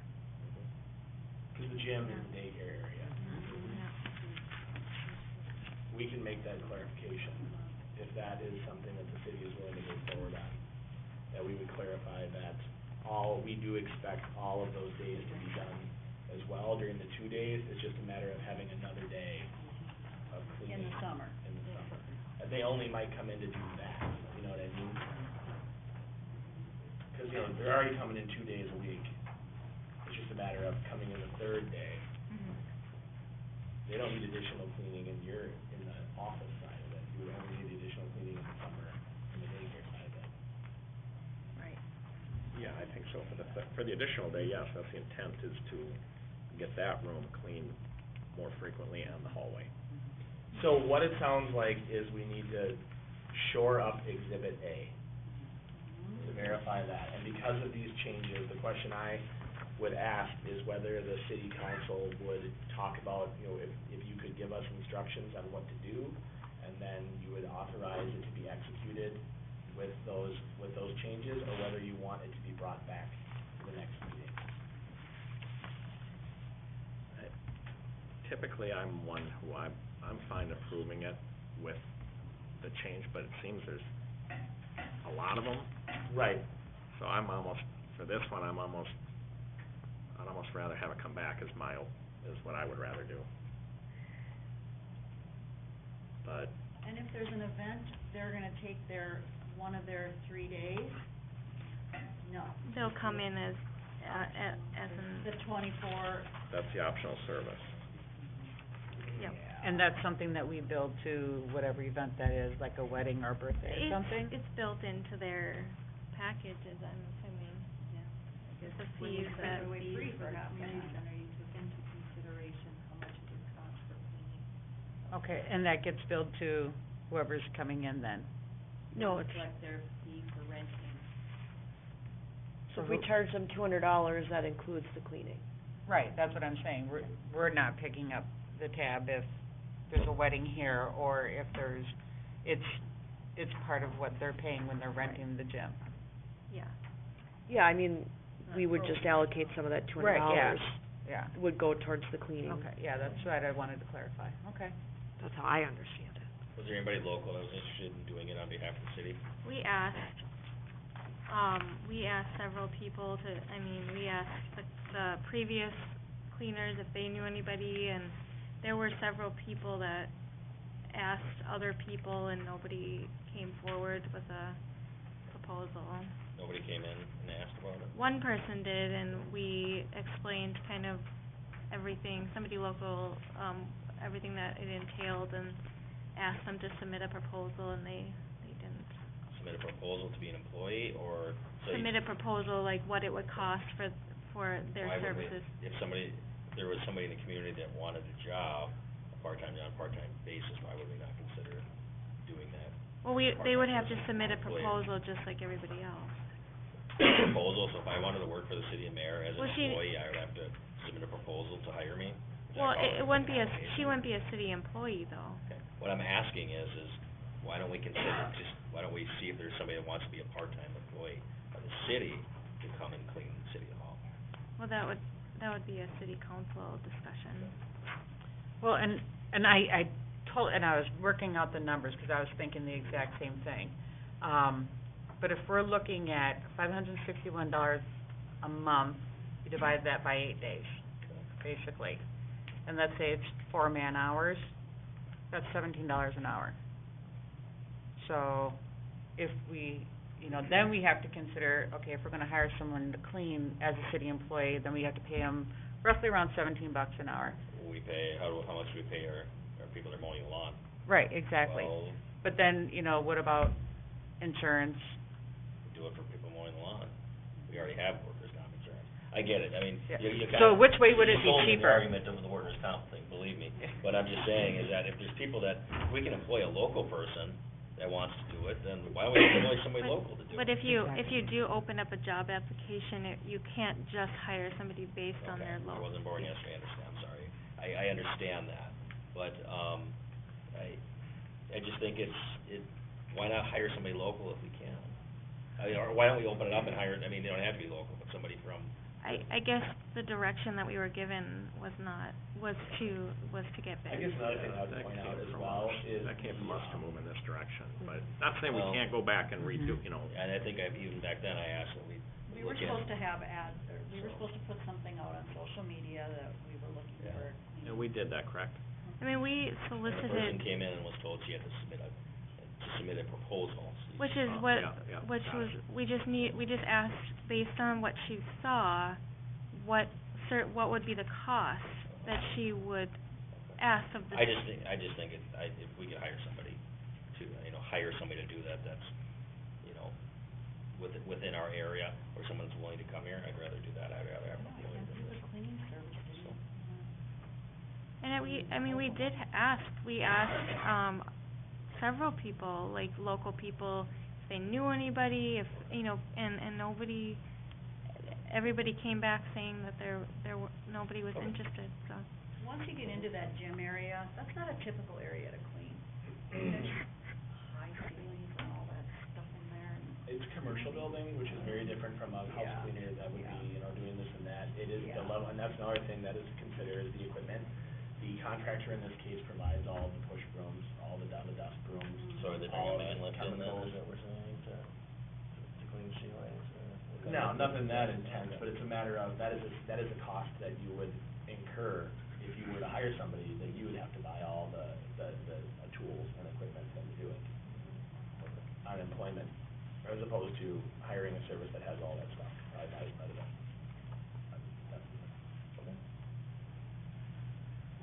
So we will, circle back, make sure that Exhibit A is clarified. Well, do we want, someone Well, wanna make a motion to I'd- table? We don't have to, if someone wants to make a motion. Well, I'd like to make a accept this motion to accept it with the changes, only for the fact that I know that city staff has been working, we're short staff on parks, and I know that we had like 3 events a couple weekends ago, and I think Kyle came in every day, 3 times to clean up from those events, that I don't think we can wait another 2 weeks to approve a contract. I think it's something that needs to, so we just need summer daycare cleaning, all those to be put under the 2 days per week. We want them The done, bathroom we and- want that stuff done every time they come in. The bathroom and the floors and the gym and kitchen floors. Yeah. Is that part of your motion, That's Nikki, it. is that, okay? it would be to, with the amended change, I'd like to Okay, make a motion with the amended changes that we're discussing. perfect. All right, do we have a second? I'll second. We have a motion, a second, any further discussion? And so we're going with 2 days, and then 3 months out of the year, 3 days. Correct. If they agree to those prices, even after we move the cleaning of the The rest. changes. And just clarify, that's with the understanding that the extra day during the summer, one of those days will probably be a smaller amount of cleaning, because they don't need to clean your area more than 2 days a week. I understand that. Okay, I just wanted to make sure, I just wanted to make sure my marching orders are clear. Yep. Yeah. That they're doing, the 2 days should be everything including the daycare, and then the 3 days is, Daycare and hallway, yeah, bathrooms. okay. Bathrooms every day. I don't think it's too much to clean Yeah, bathrooms 3 days. in a commercial Yeah. building. All right, any further discussion?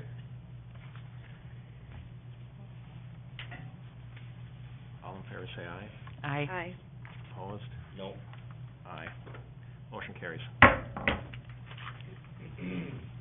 2-4-2 against, or 3-4-2 against.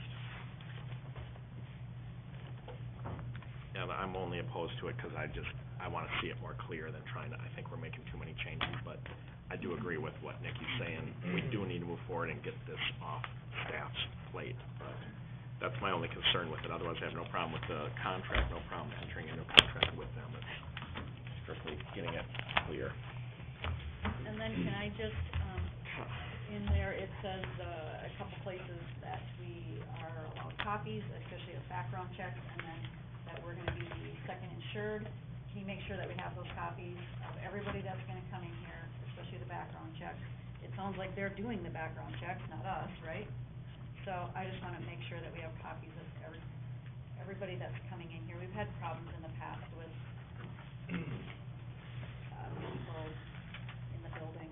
All right. Yeah, I added that in there in particular because we do lease out to a school district. So if it were the school district that we're hiring and bringing somebody in, it would be required by statute to have background checks.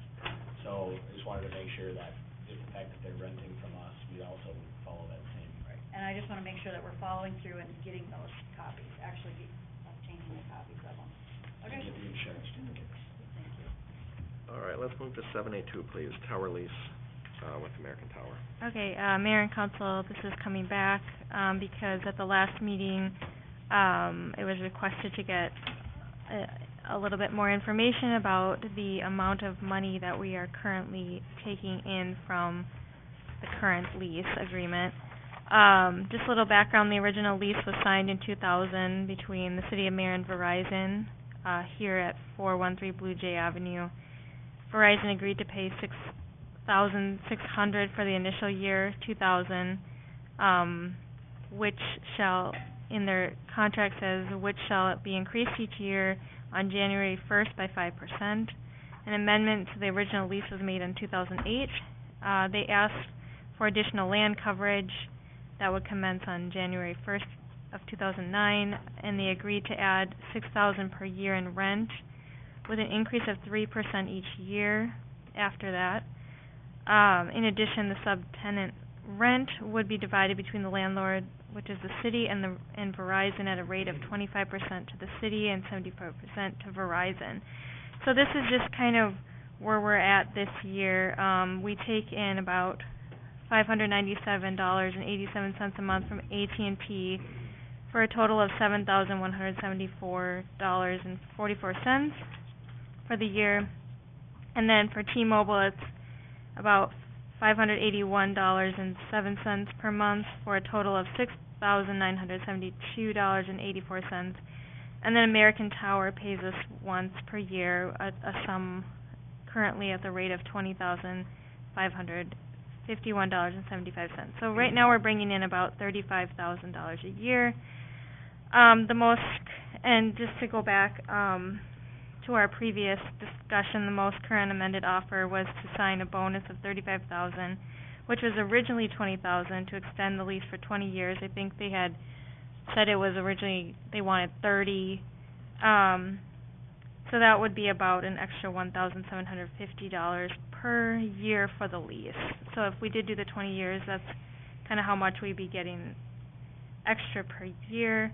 I included the memo from the July 9th meeting from this, from the city attorney. I know that they have been contacting the city again, asking kind of an update. I know that at the last meeting we kind of said we're good, but I did want to bring this information back just to kind of see if that information made any difference, or if we're good, kind of where we're at. So I can give a little background from my perspective on it too. So the last time I was here, we talked about the first offer that they had made, and, you know, what we had thought at that point is we didn't see much of an advantage for the city in that it was a very long extension with a relatively small signing bonus, and then there still is quite a bit of time left on the lease.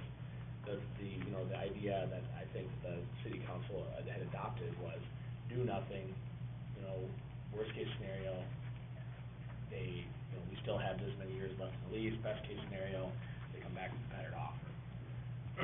They did come back almost immediately with a better offer.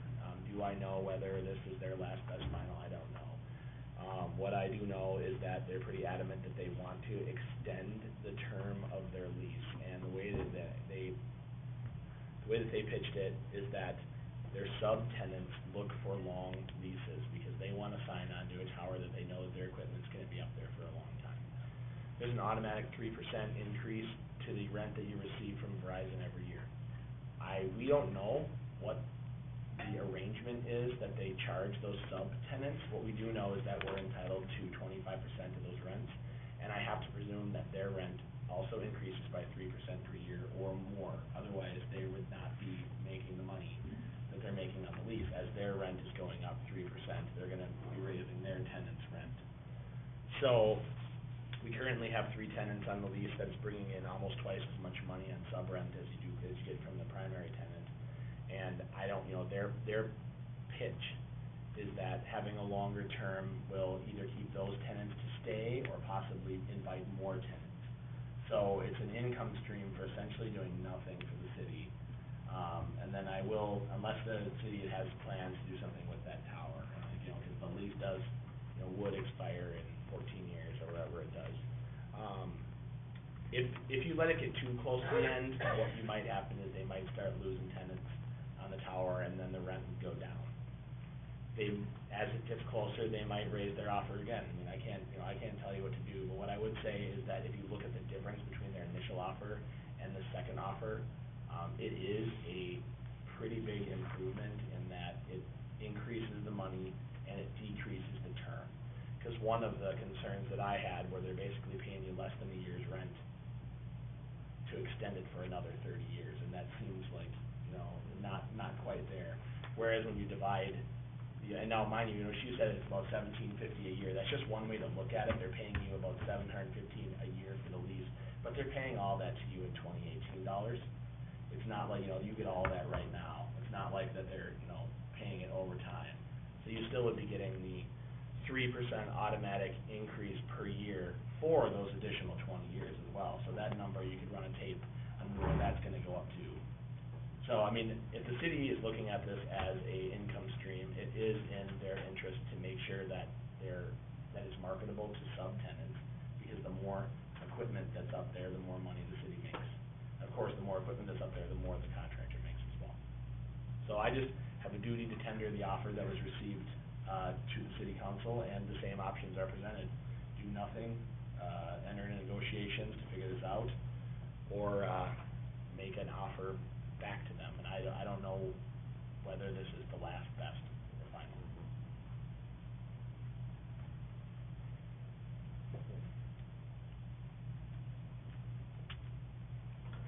Comments? I honestly haven't delved into it too deeply yet, so I don't know. So American Tower is there no matter what. The 20,551, we're getting to the end of for 16 and a half more years no matter what, correct? It's actually gonna be higher than that every year, because it Because goes up every three, yeah. automatically by But 3%. if we don't negotiate and have a long term and AT&T and T-Mobile drop off, we're still getting the 20 grand no matter what. You're getting the $20,000 Plus right now. 3% every year. Yep, no matter what. Okay. It's a matter of, you know, whether or not they're gonna get another cell phone carrier to go up there, Right, or whether they're gonna lose those ones. So, I mean, their position is they wanna be as strong as possible, which, of course, they would, right? Right. So, yeah, you're correct, that no matter what you do, you will have them, or until they decide to walk away. And I'd have to look closely at it. Normally, it's a number of 5-year leases Oh, that are yeah. extended. I think you're right. So, they, you know, wherever, you know, there might be 12 years left on the lease, when you consider all the terms, but if they got mad, they could walk away. Of course, then they'd have to take their tower down, and Right, everything right, like that. yeah. Okay. I still have a hard time, and again, I know this is revenue, I just don't think it's a huge amount to lock us in for another 16 years that we have, plus 20 on there for 36 more years to lock that land seems, Now, again, if I had a chart and know where the 3% was on every, and this is what it would be at the end of 16 years, this is what it would be at the end of 20, and how, you know, that might help me some, and I can't do the math in my head right now every year, but that might help, but I just have a hard time locking that land for so long. And again, I don't wanna downplay $34,699, it's a good chunk of money, but it's not, if there's other things that can be done, it seems we're locked in for a long time. No, I'd consider going 10 more years, you know, Maybe for then we need for to now, and, visit the negotiation option.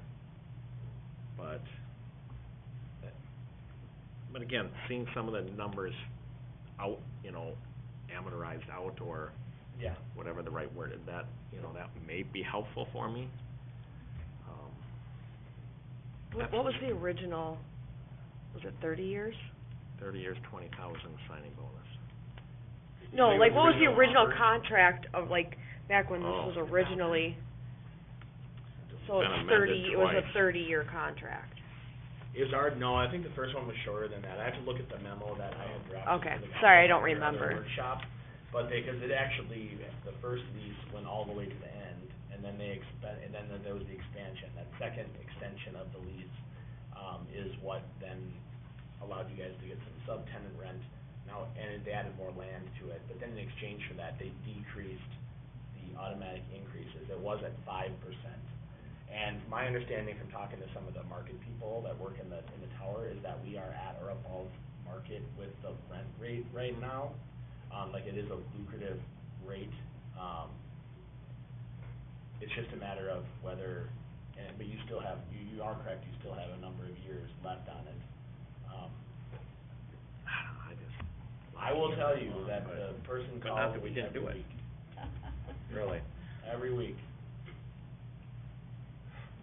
Those are just my thoughts, whatever any other, I get it, it's, you know, it's a long time to tie up that land, but, I mean, it seems like a fairly good offer. I mean, do you perceive anything changing on this property anytime soon? I mean, are we building a new city hall in the next? I think, and so hard to. these antennas benefit our residents, because now you have AT&T, T-Mobile, and Verizon, which are your main carriers. And I know that there was a time I had Verizon, and I did not have good service here when I first moved here. So what if one of these, there must be something else going on, I mean, I don't Well, know. the landscape will change, technology will change, so who knows if that, I mean, that's not to say our service, all of a sudden the residents are gonna have bad service here in Mayor. I mean, I don't see that happening, but I think that's only gonna get better. But if you wanna come to the podium, Is this location optimal for their service? I mean, is it reaching more people? Is that why they want it? If they're calling you all that time, obviously it's something that they want. So is there, hard to speculate why this is so, if it's prime for them or not, yeah. Tower space is very hot real estate. I mean, everything from the tops of tall buildings to water towers to the roofs of government buildings to church steeples. That is real estate that people don't think about, that you can hook up a small, electricity source to, and they can put these small cell towers up on there, and that is hot real estate, and they are trying to protect their, competitiveness in the market, because they have the tower, they have the rights to the tower. When people say, I wanna move, they look for places where if they're gonna climb up there and install their equipment, they want it to be able to stay there for as long as possible, because it costs you money to have to go up and take it back down. is it our elevation, or is it, I mean, what are we offering to them that they're so interested in that they can't get somewhere else? So if you go shorter, is what I'm saying. If you go for a shorter term, they'll just say, well, after 5 years, we just wanna move out of here. But if you lock them in for 16 years, and that's guaranteed, They're locked for 16 more, and they're locked for 16 now, that's what I'm saying. so. You don't wanna- It would be an additional 20 upon that, so we'd lock Right. them in for 36 years. Les, if you wanna come on up, you can certainly, but we need the microphone, sorry.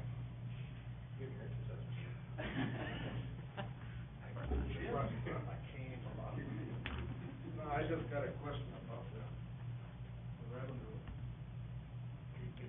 At the time when those towers were contracted, I was involved in that, so at the time that those towers were that tower was contracted, the revenue that was brought forth from that, as you say, your contract, was dedicated to park improvements.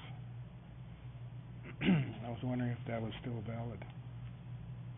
They have been able to hold on to most of it. I believe it is. Not all of it, right? Is it, or has it? Off of one tower, the other tower goes somewhere else or One, something. one goes to the improvements here, I believe, and some goes to park. Maggie can get you that information, she can email you or get a hold of you with that.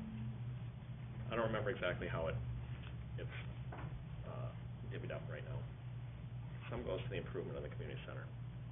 One tower goes to the park board, and the other tower goes to probably the community center.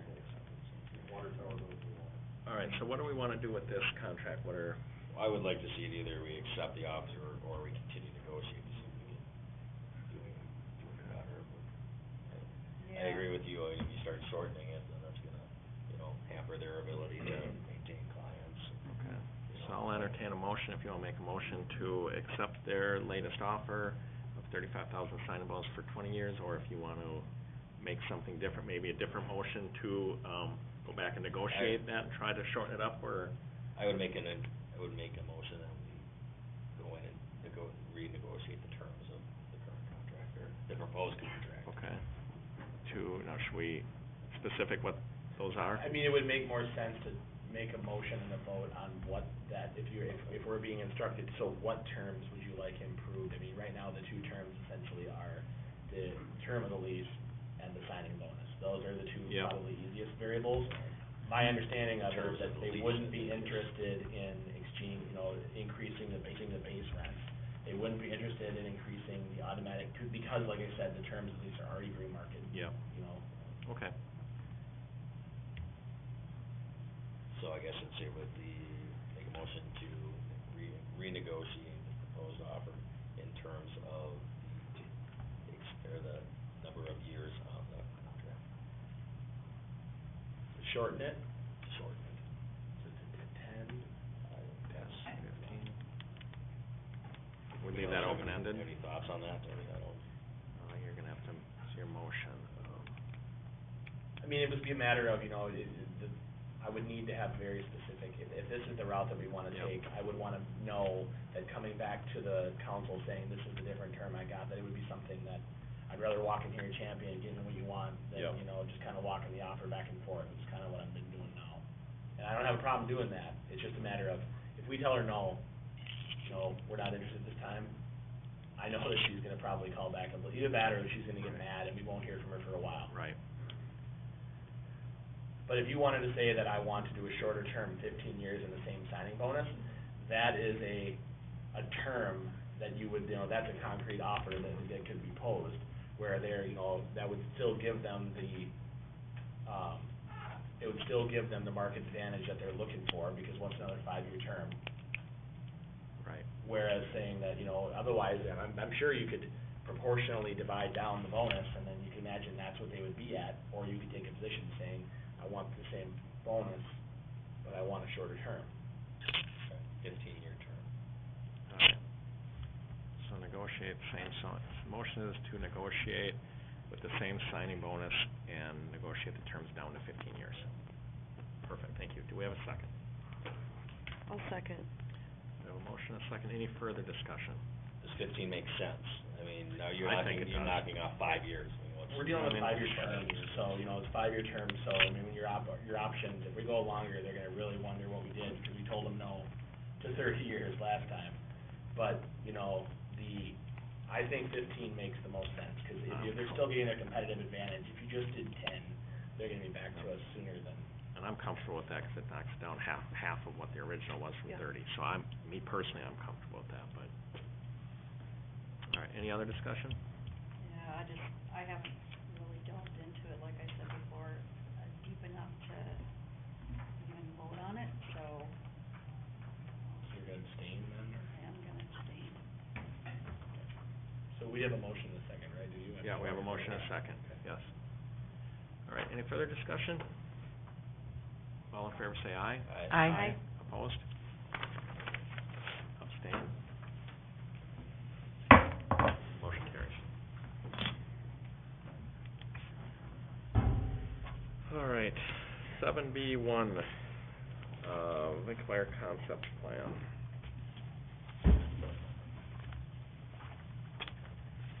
Do you wanna go, Jen? All right, I'll kind of do a quick overview, view of the concept plan. This went before the planning commission at the most recent meeting here in July. The concept itself was, with the changes that are kind of shown on one of the maps, was, recommended by the planning commission to accept and to look at changing the future land use map to show those items, to go with that guiding in the future plan. But to kind of go through the plan itself, it's 80 acres property roughly. It's directly east of the Shimcor Street industrial area. It's currently located within Waconia Township, so any sort of development would have to be annexed into the city. The Dakota Regional Trail is located directly north of the site and runs adjacent to it. And the wetland area that was restored here recently within the city is kind of up on the northwest edge. And a large portion of that does encroach into this property on the northwest corner there. The site itself currently has a few different zoning designations our guides looked at.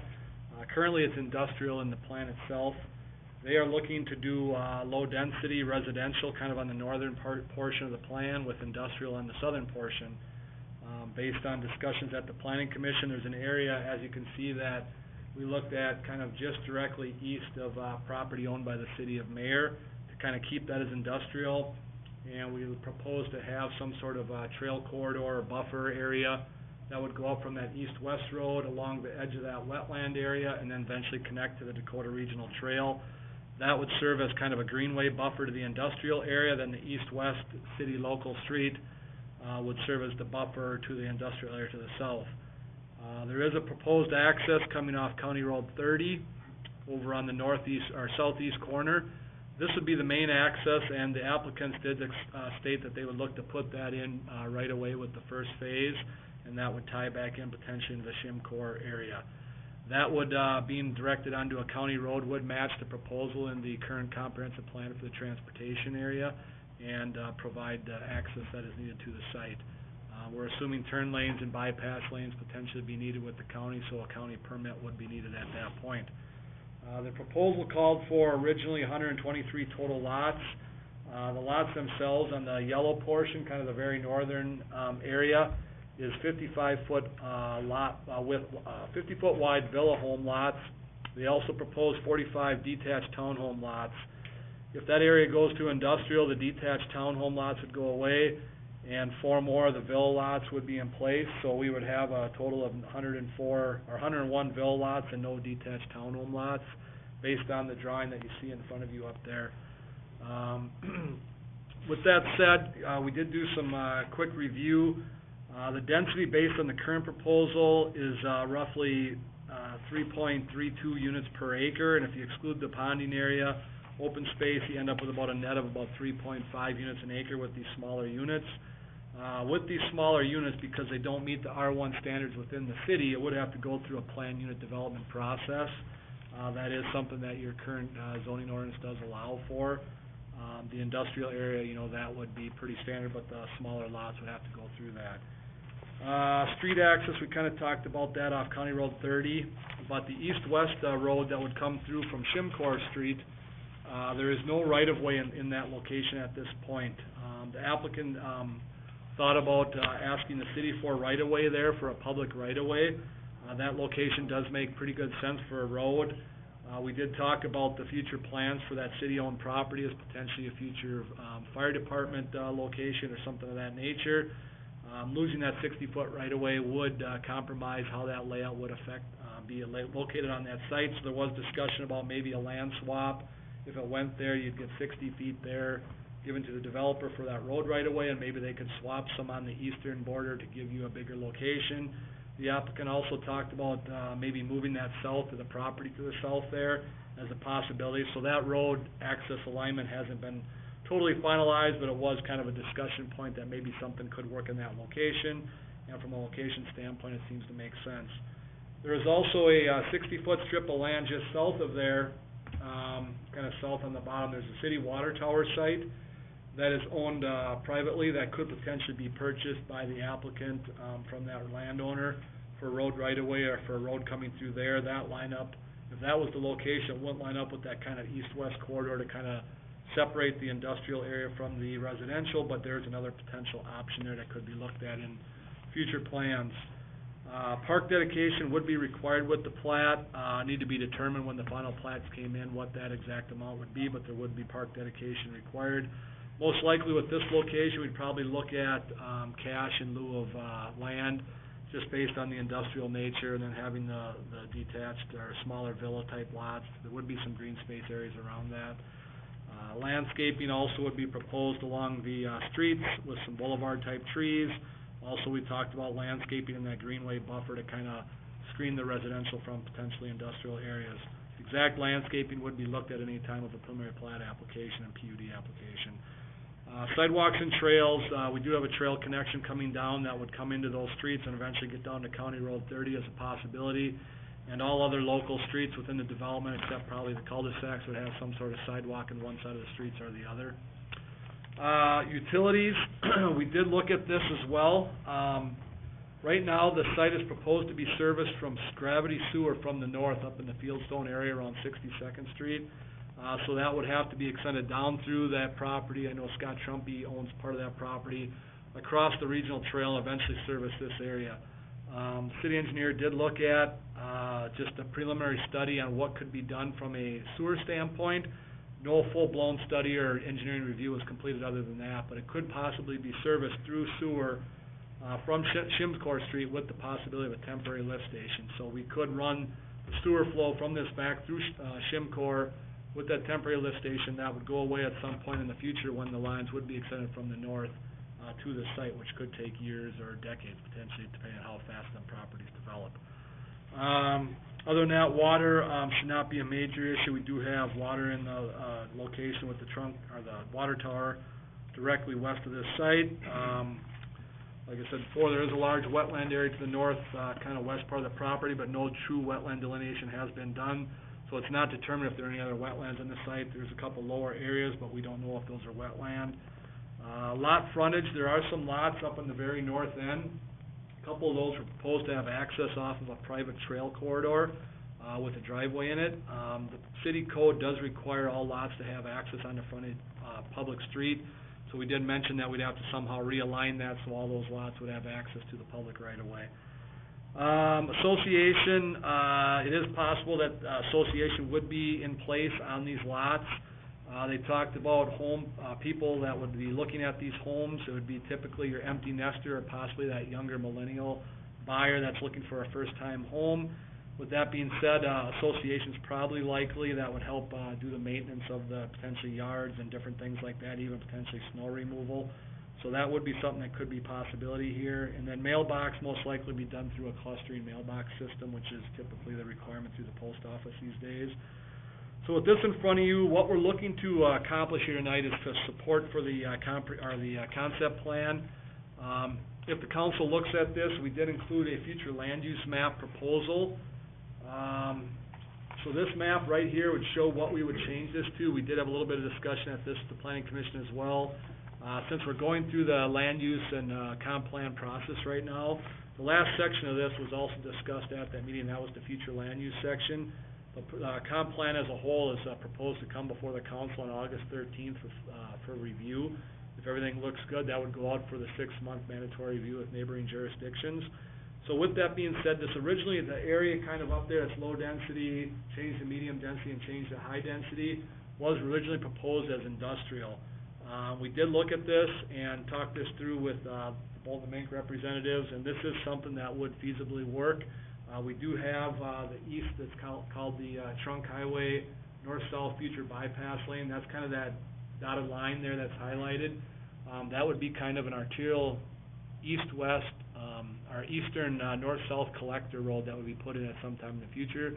This would be developer-driven for the most part. We did have discussions with MinDOT and the, county on this. They have no current plans at this time for that to go in. A study was done in the past regarding that. This is the kind of location that's been, looked at through the planning commission, which shifts it a little bit from the previous location. Those other black roads would be, like a minor collector road or local streets. That does match up with the current comp plan, transportation plan at this point. So with this being said, this is a concept plan that's before you. The applicant expressed that if things go through, they would continue to move things along. It is possible plans could come forward this winter even, and have something ready for a construction next summer, so. So with the reduction in the industrial area now, for our comp plan, do we have to make that up somewhere in the comp plan to?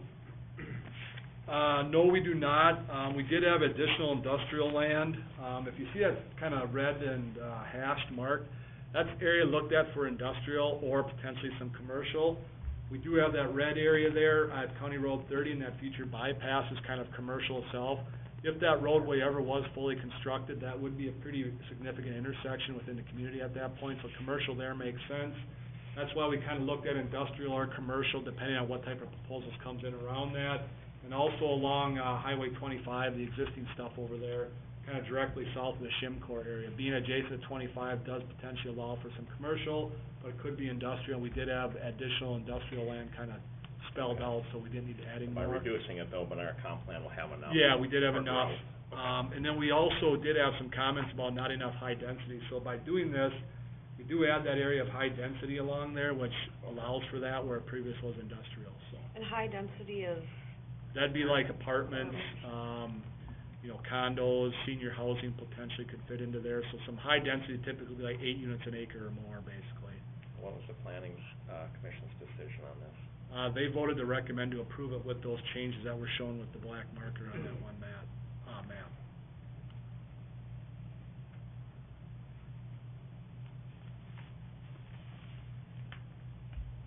So where's,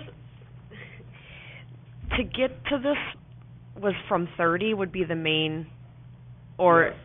The main access point would come off of, County Road 30 down there in the southeast corner, and that would be considered a minor collector road and would kind of come north and eventually curve to the east back to that trunk Highway 25 bypass area.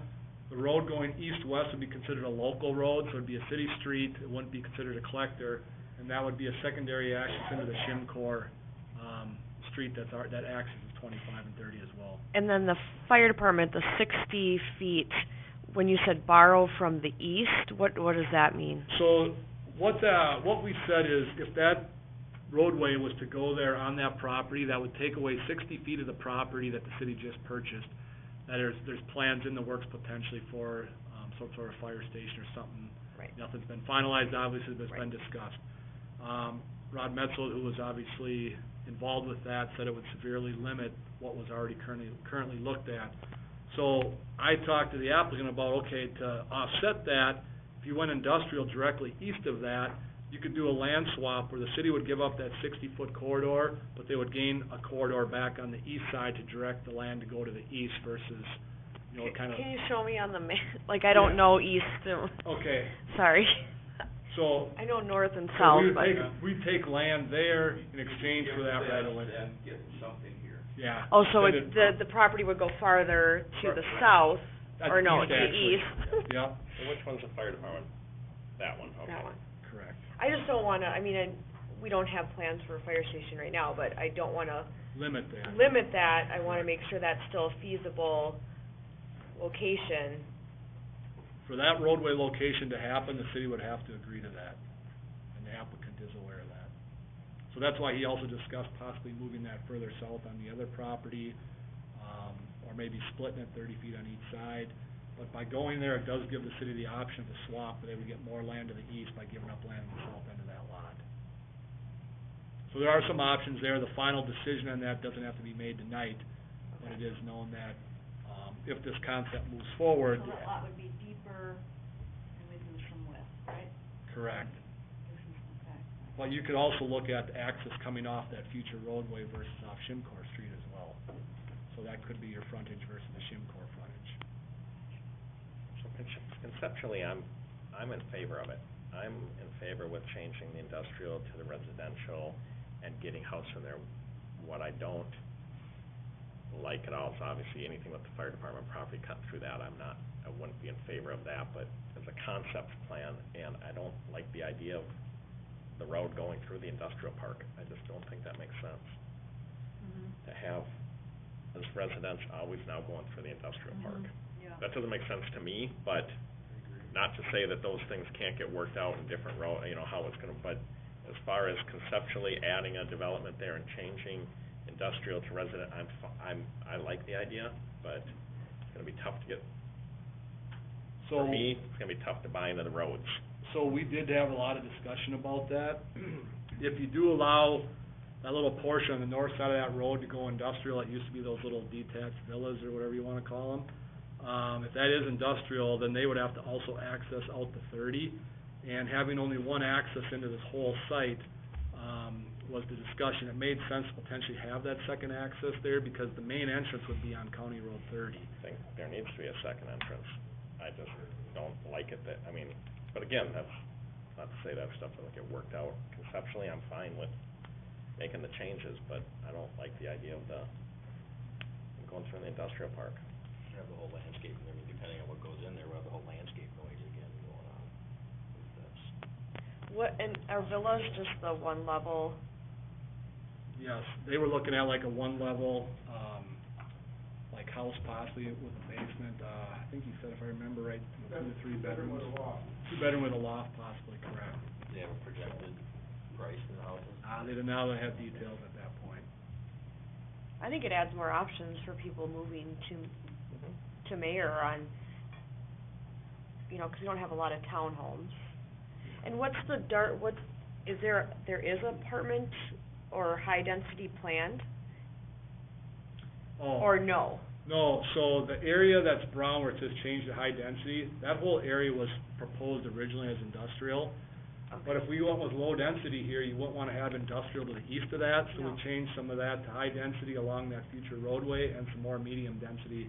So which they are not planning an apartment now? No, but- that's not even property as part of this property. Okay, That's I somebody just else's wanted to make property. sure I understood. It's not putting something in the middle of two industrial. Yeah. we're talking about here is this. Correct. Okay, Yep, that's the only property we're talking about. So all of this. That would be future growth, some other owner would Got have it. to Okay. petition. I just wanna make sure I understood the math.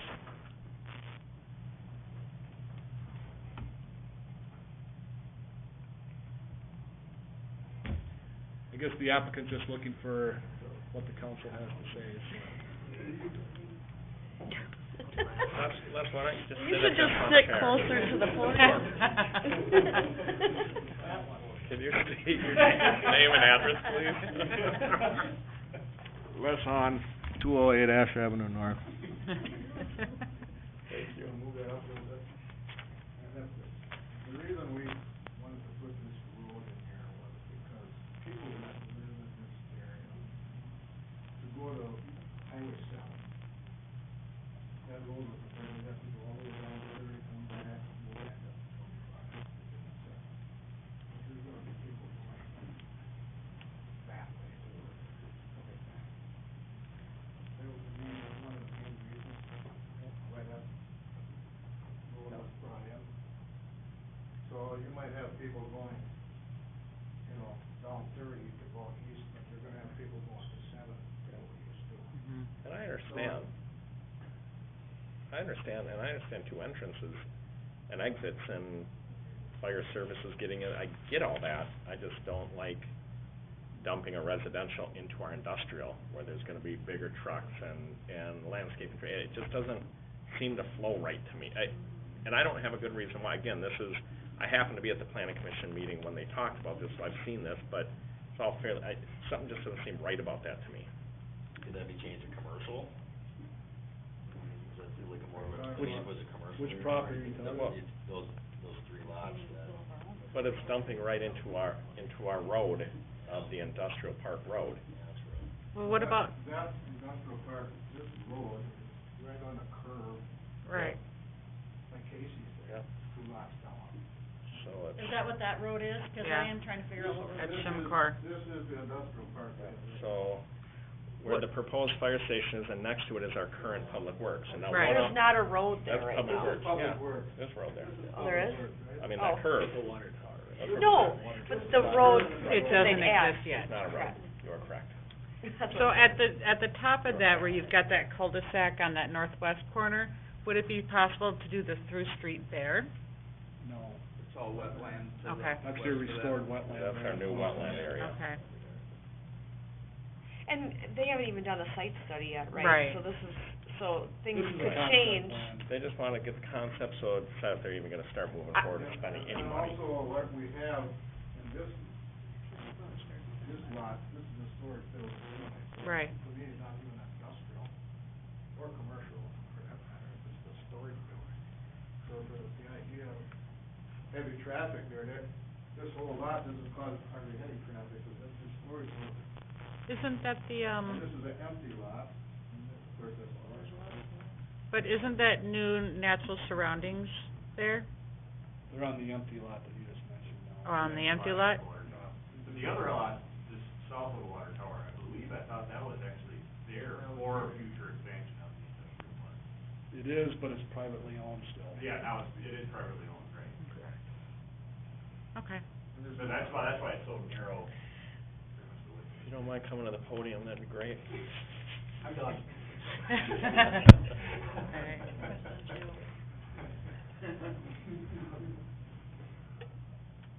Any other comments, or, so John, do you need a motion, are you looking for direction, what are we? Yeah, I doing? guess just support for the concept plan, if you have support for it, obviously, little things like trail connections, road connections, and that'll be worked out All through a worked preliminary out, plat right. process. They'd have to petition technically for a comprehensive plan amendment if they wanted to move forward right away, because it currently is industrial. If they wanna wait for the future land use plan to be approved, which should be sometime next spring, they could do that, but I think their goal was to get going this winter. Improving this as a concept, if council and the developer never came to agreement and roads can't, it's just, Never it's not, happened. it'll Yeah. die, yep. And they would have to, before they can even apply for anything, they have to annex the property. Understood. So Okay. there's some steps in front of you guys before that anything will really take place. All right, so I'll look for a motion, to support or not support this concept plan. I'll make the motion to support the concept plan. I'll second. Do you have a motion, and a second, any further discussion? Said my only concern right now is the road service, I support the plan. Anything else? All in favor say aye. Aye. Aye. Opposed? Motion carries. Thanks, John. Yep. All right, council reports. Eric, anything to report on? No, sir. Tice? No, Rising Community went well, very well, great day, thanks to everybody who came out to volunteer and help, and look forward to doing it again next year, I think. Perfect. Liz? No, Nikki? nothing. And same thing, I wanna thank the Mayor Rising Community Festival Committee for all their work for the year. It was a great success. There were a lot of people out there. Fortunate obviously with the weather, really worked out. And also, thank Kathy Stifter for 50 years of newspaper articles that have now come to an end. I appreciate that, and, letting people know what's going on in Mayor. She's now since resigned from doing that, retired from it, so 50 years. So I thank her for that. And then I'll look for motion to adjourn. So moved. We have a motion, we have a second? Second. All in favor say aye. Aye. Opposed? We are adjourned. Do people need, We're missing, Republic Services didn't, they're outside, I think. are they Someone's outside. still? Does anyone need a couple minute break to? I would just like the agenda copy. You have a copy of the agenda. I can't make a copy. You get an attorney of the, I don't see any agenda. No, we do not. Thank you guys. Thank you, Thank Tim, you for coming. appreciate it. Appreciate it. We will, get working on all that stuff. Have a good night. Good night. Thanks, John. I need a nap. So, I'm sorry, you guys, but since Gavin choked the other week, I made him eat his candy in the doorway. That's why I was laughing. I'm like, you need to stand there so I can see you eating it, because I was so worried about choking. Is Maggie getting you a copy? Yeah. So I apologize if he was a distraction at a moment, but he really wanted his Mike and Ike. You know, those get We- soft and gooey, and typically Well- kids don't choke on a Mike and Ike. On Friday, he was gonna have a hot dog. He's like, can I go to the park and eat my hot dog? And I said, no, you can't. He goes, why? 'Cause I choked? And I said, well, yeah. And he goes, oh, great, now we're gonna have to be all cautious 'cause I choked.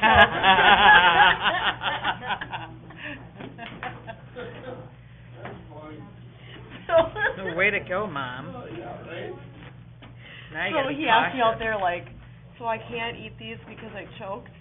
Correct. Did you not hear me, kiddo?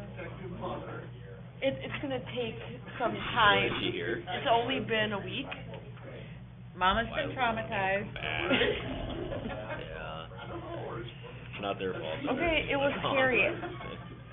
I had to, Oh, totally, I I had get to it. pull over on right by outside of Bob's and jump out of the truck That too, but. and pound on his back. What? On a mint. Yeah. We were going through the roundabout and I heard a and I looked in the mirror and I said, are you choking? And he looked at me all weird and then I said, can you breathe? And he couldn't. She's getting him right now.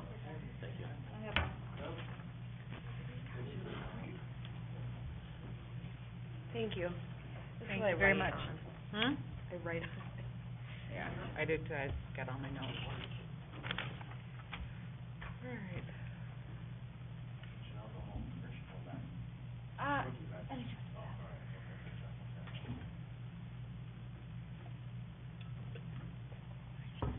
I know.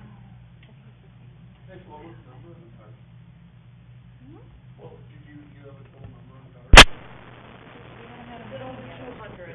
There was more than what we've ever had. I think he was close to 200 one year, and we had the most cars and the most tractors that we've ever had.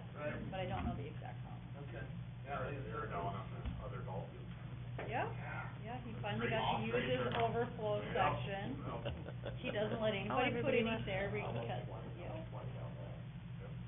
Yeah, nice.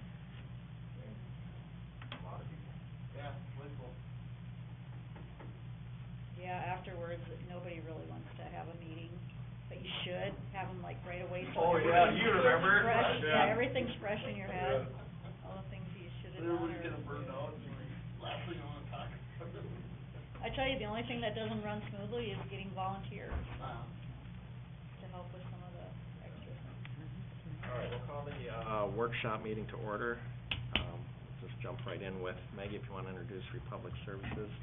Yeah, we have Bev and Brandon here from Republic Services. They're here to talk about, kind of the recycling trends, kind of nationally, and then kind of how it's affecting our community. I don't know, we do have a presentation, and, are you presenting, Bev, or is Brandon? Are you gonna drive, Maggie? You're driving? Yep, I'll go through this, And the I'm PowerPoint. sorry, what were your names again? There you go. My name is Oh, Beth Bev and Brandon. Hutchinson, and I am the Municipal Services Manager for Public Services. Okay. Brandon Schuler, General Manager for Public Services. Okay, great, perfect. You guys wanna go ahead and take the podium, and if you wanna jump right into the presentation, or if there's something you wanna talk about first, however you guys want, and I apologize for getting so late. No, well, weren't sure if you would wanna make time No, for this no, yet we tonight, do. You're so- here and- Wow, this your pet stamina. No, you're here. Good. We'll be very cognizant of time. Generally, we'll spend up to an hour going through this, so we'll give you a condensed version. Okay, perfect. Okay, in respect of your time tonight. Have all of you heard about China Sword and about, the crisis going on in recycling in the latest news? No? Some, and some from your presentation, but Okay, I'm not good. real familiar with So have you all had the opportunity to go through the presentation? Okay. So what we wanted to talk about today is bring you up to date with, we know there's fake news, we know there's real news, and right now, we've got some real big shifts in the recycling industry. And so we wanna bring that to you. First of all, let's see, let's go to the next slide. Okay, and we're gonna fly through some of these. This is just a really nice illustration on how, the volume of material collected, meaning waste, has evolved into different streams, such as, recycling, waste to energy, organics. And right here, it's the calculated annual growth that we believe we will see, up through the year 2020. So there's been a lot of emergence of a lot of new streams, and you can see with this, landfill, it's remained very steady, it's kind of backed off, but we've seen growth here, and that's exactly what we wanna see for our environment. And, did you wanna add to that slide at all? No. Okay, next slide, recycling life cycle. This is really interesting because, when we think about it as consumers, we take our recycling down to the curb, it's done. Same method that we do with our trash. We take it to the curb, gets picked up, we're done. This really gives a good picture of recycling, because with recycling, there's a whole lot more steps and touches involved with that. It goes, we collect it, it's gotta go to our MRF, which is our material facilities, material recovery, facility. And what they do is we sort it. We make sure that the contaminants are removed. And then contaminants, we have to take care of those. That would be deemed waste. It either goes to a burner or a landfill, depending on one's contract. And then from there, it gets resold. So we've for so long really tried to boost participation rates with all-in-one recycling, which is great. But now what we're really trying to do is clean up that recycling, because we have a lot of what we deem wish recycling, meaning things are going into the recycle bin right now that doesn't belong there. So then we're seeing a rise in residual, and again, then that's also bringing the price up, especially at a time, it's not good timing, because right now commodities are at an all-time low. A lot of changes in the trends in the market. Right now, glass is about a negative $10 per ton. Corrugated cardboard, you can't really see that. We've seen a huge decline in the value of cardboard. If any of you are interested in the commodities market, and have looked at those stats, you can see that even mixed paper has come down over $90 a ton, and right now that's at a -5. So we're having to pay to recycle that material.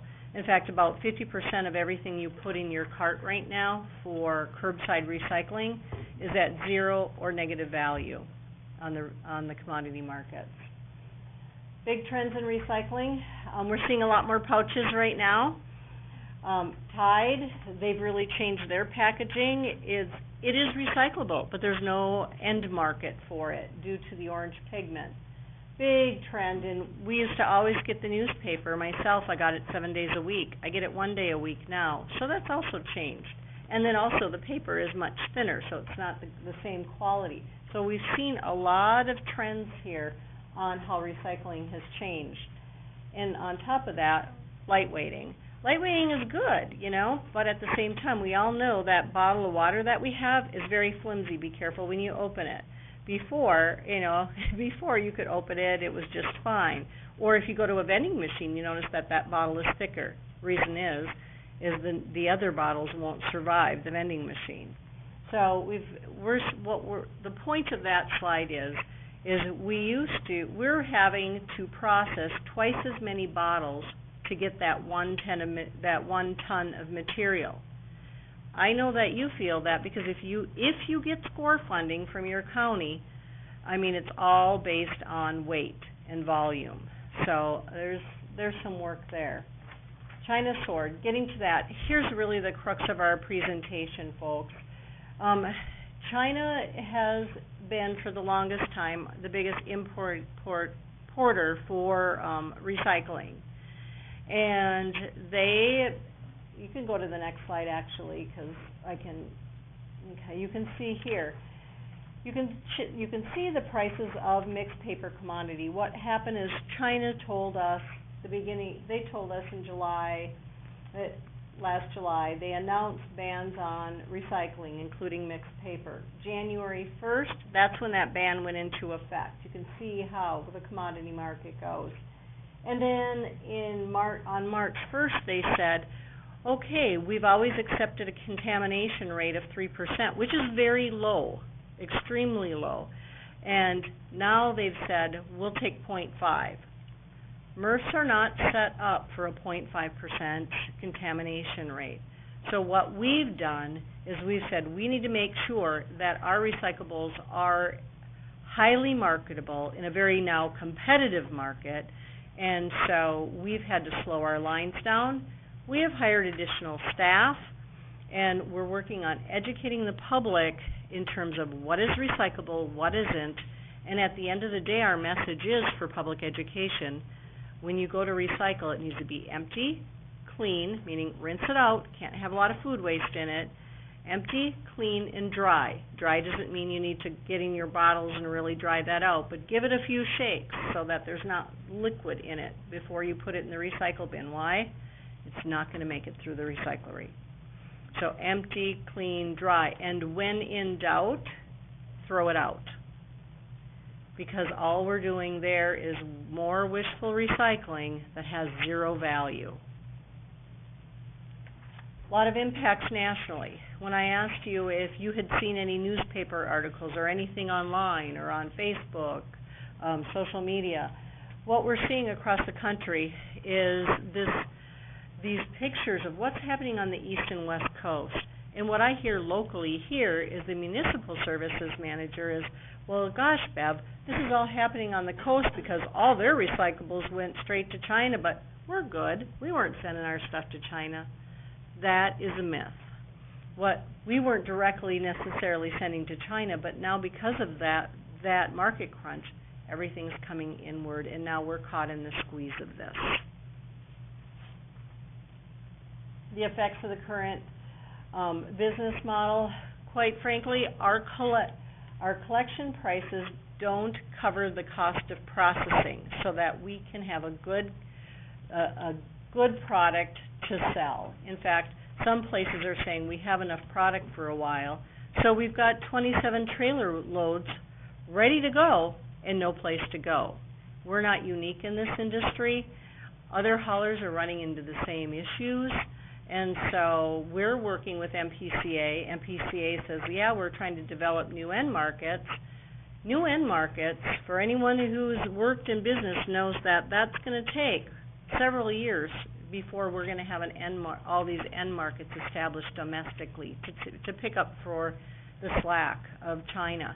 China, what's happening there is they have a blue sky initiative. They said, we're going to clean up our country. The China sword is part of that. They have a growing middle class, and they're now feeling that they don't need to import all these recyclables, that middle class will generate enough for them then to recycle that, make their products to ship back to us and other countries. So, what we're here to talk to you about today is our new business model. And what that is we've got our collection price. Say your collection price is what, $2.77 right now, close to that, for your curbside recycling?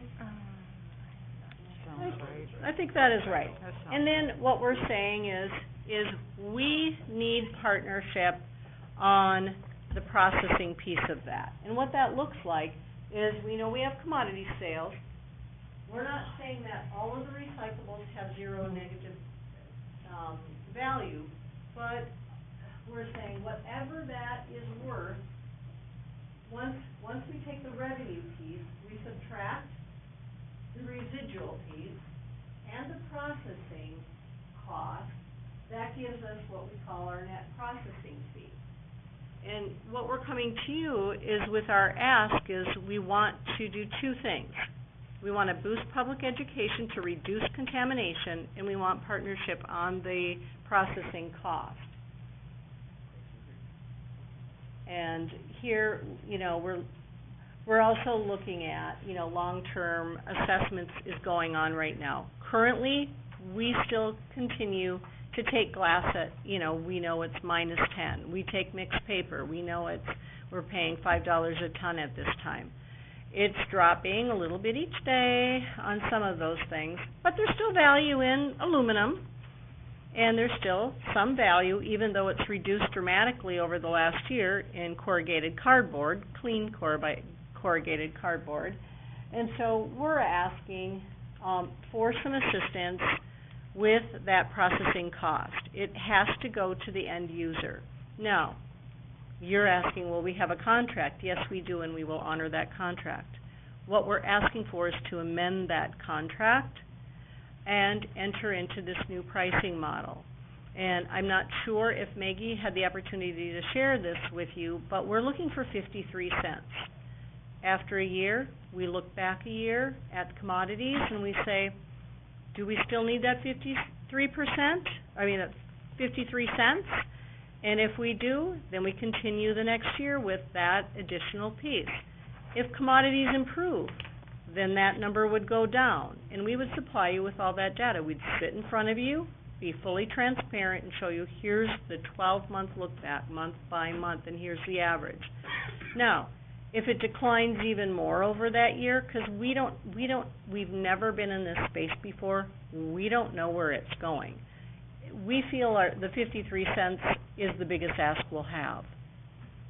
But if it slips a little more, it might be 60 cents the next year instead of 53. We just don't know. But we would base it on a 1-year look back. And on top of that, then public education, supplying you with the materials for your newsletter and for any publications that you have, your website, any social media, and supplying you with those materials to really get the word out that the way we're recycling has to change. One of the ways that we can drive the cost down is by delivering a premium product, which means each household becoming more aware, because I believe that people want to recycle and they want to do the right thing. The trends with materials, people just don't know anymore. I mean, when I bought the little Tide pouch, I looked at that and, I thought, gosh, well, it's got the triangle on it, it's recyclable, but it's not. It is in some market, but not in a curbside situation where it goes to a recycling center like ours and our competitors. So it can't be curbside. So, needless to say, I had to change my doggy treats. And I went back to the boxed. So there's a lot of opportunity for public education here. We really struggle in multifamily unit housing. We struggle with drop sites. Just to give you any of those public places, I think that people will tend to wish recycle more or literally just dump. And so those are our asks. And I know you all need to get home, but any questions that you have for us. 53 cents per household annually or quarterly or monthly? That would be monthly. Thanks for asking that. Yep. Because right now you're at $277 a month, which covers the collection. The 53 cents would be for the processing piece. So it would be $277 plus that 53, and after 1 year's time, then we would sit down and reevaluate that, and we'd take a 1-year look back month by month and see what the average was for the commodities. Because we know that traditionally commodities go like this. We're hoping to see this again, because what we've been seeing is this. No matter what the can size is, the big recycling can, it's the same price, the small can. Just out of pure curiosity, you and your competitors are huge. What about talking to people like, Tide, Johnson & Johnson, those guys? I mean, because if that orange plastic is not, doesn't have a good end use, why not, are you guys lobbying? I'm glad you brought that up. Yes, we are communicating with manufacturers and big companies. In fact, Target, we have a success story. The Recycling Education Committee and also another recycling association of managers, they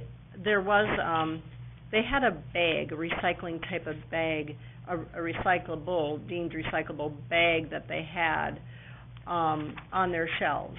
And it was a nuisance for the centers because it would get caught. And so we met with the product design team, and they actually pulled that product, which was a success. But here lies the problem for someone, and I'm not just picking on Tide.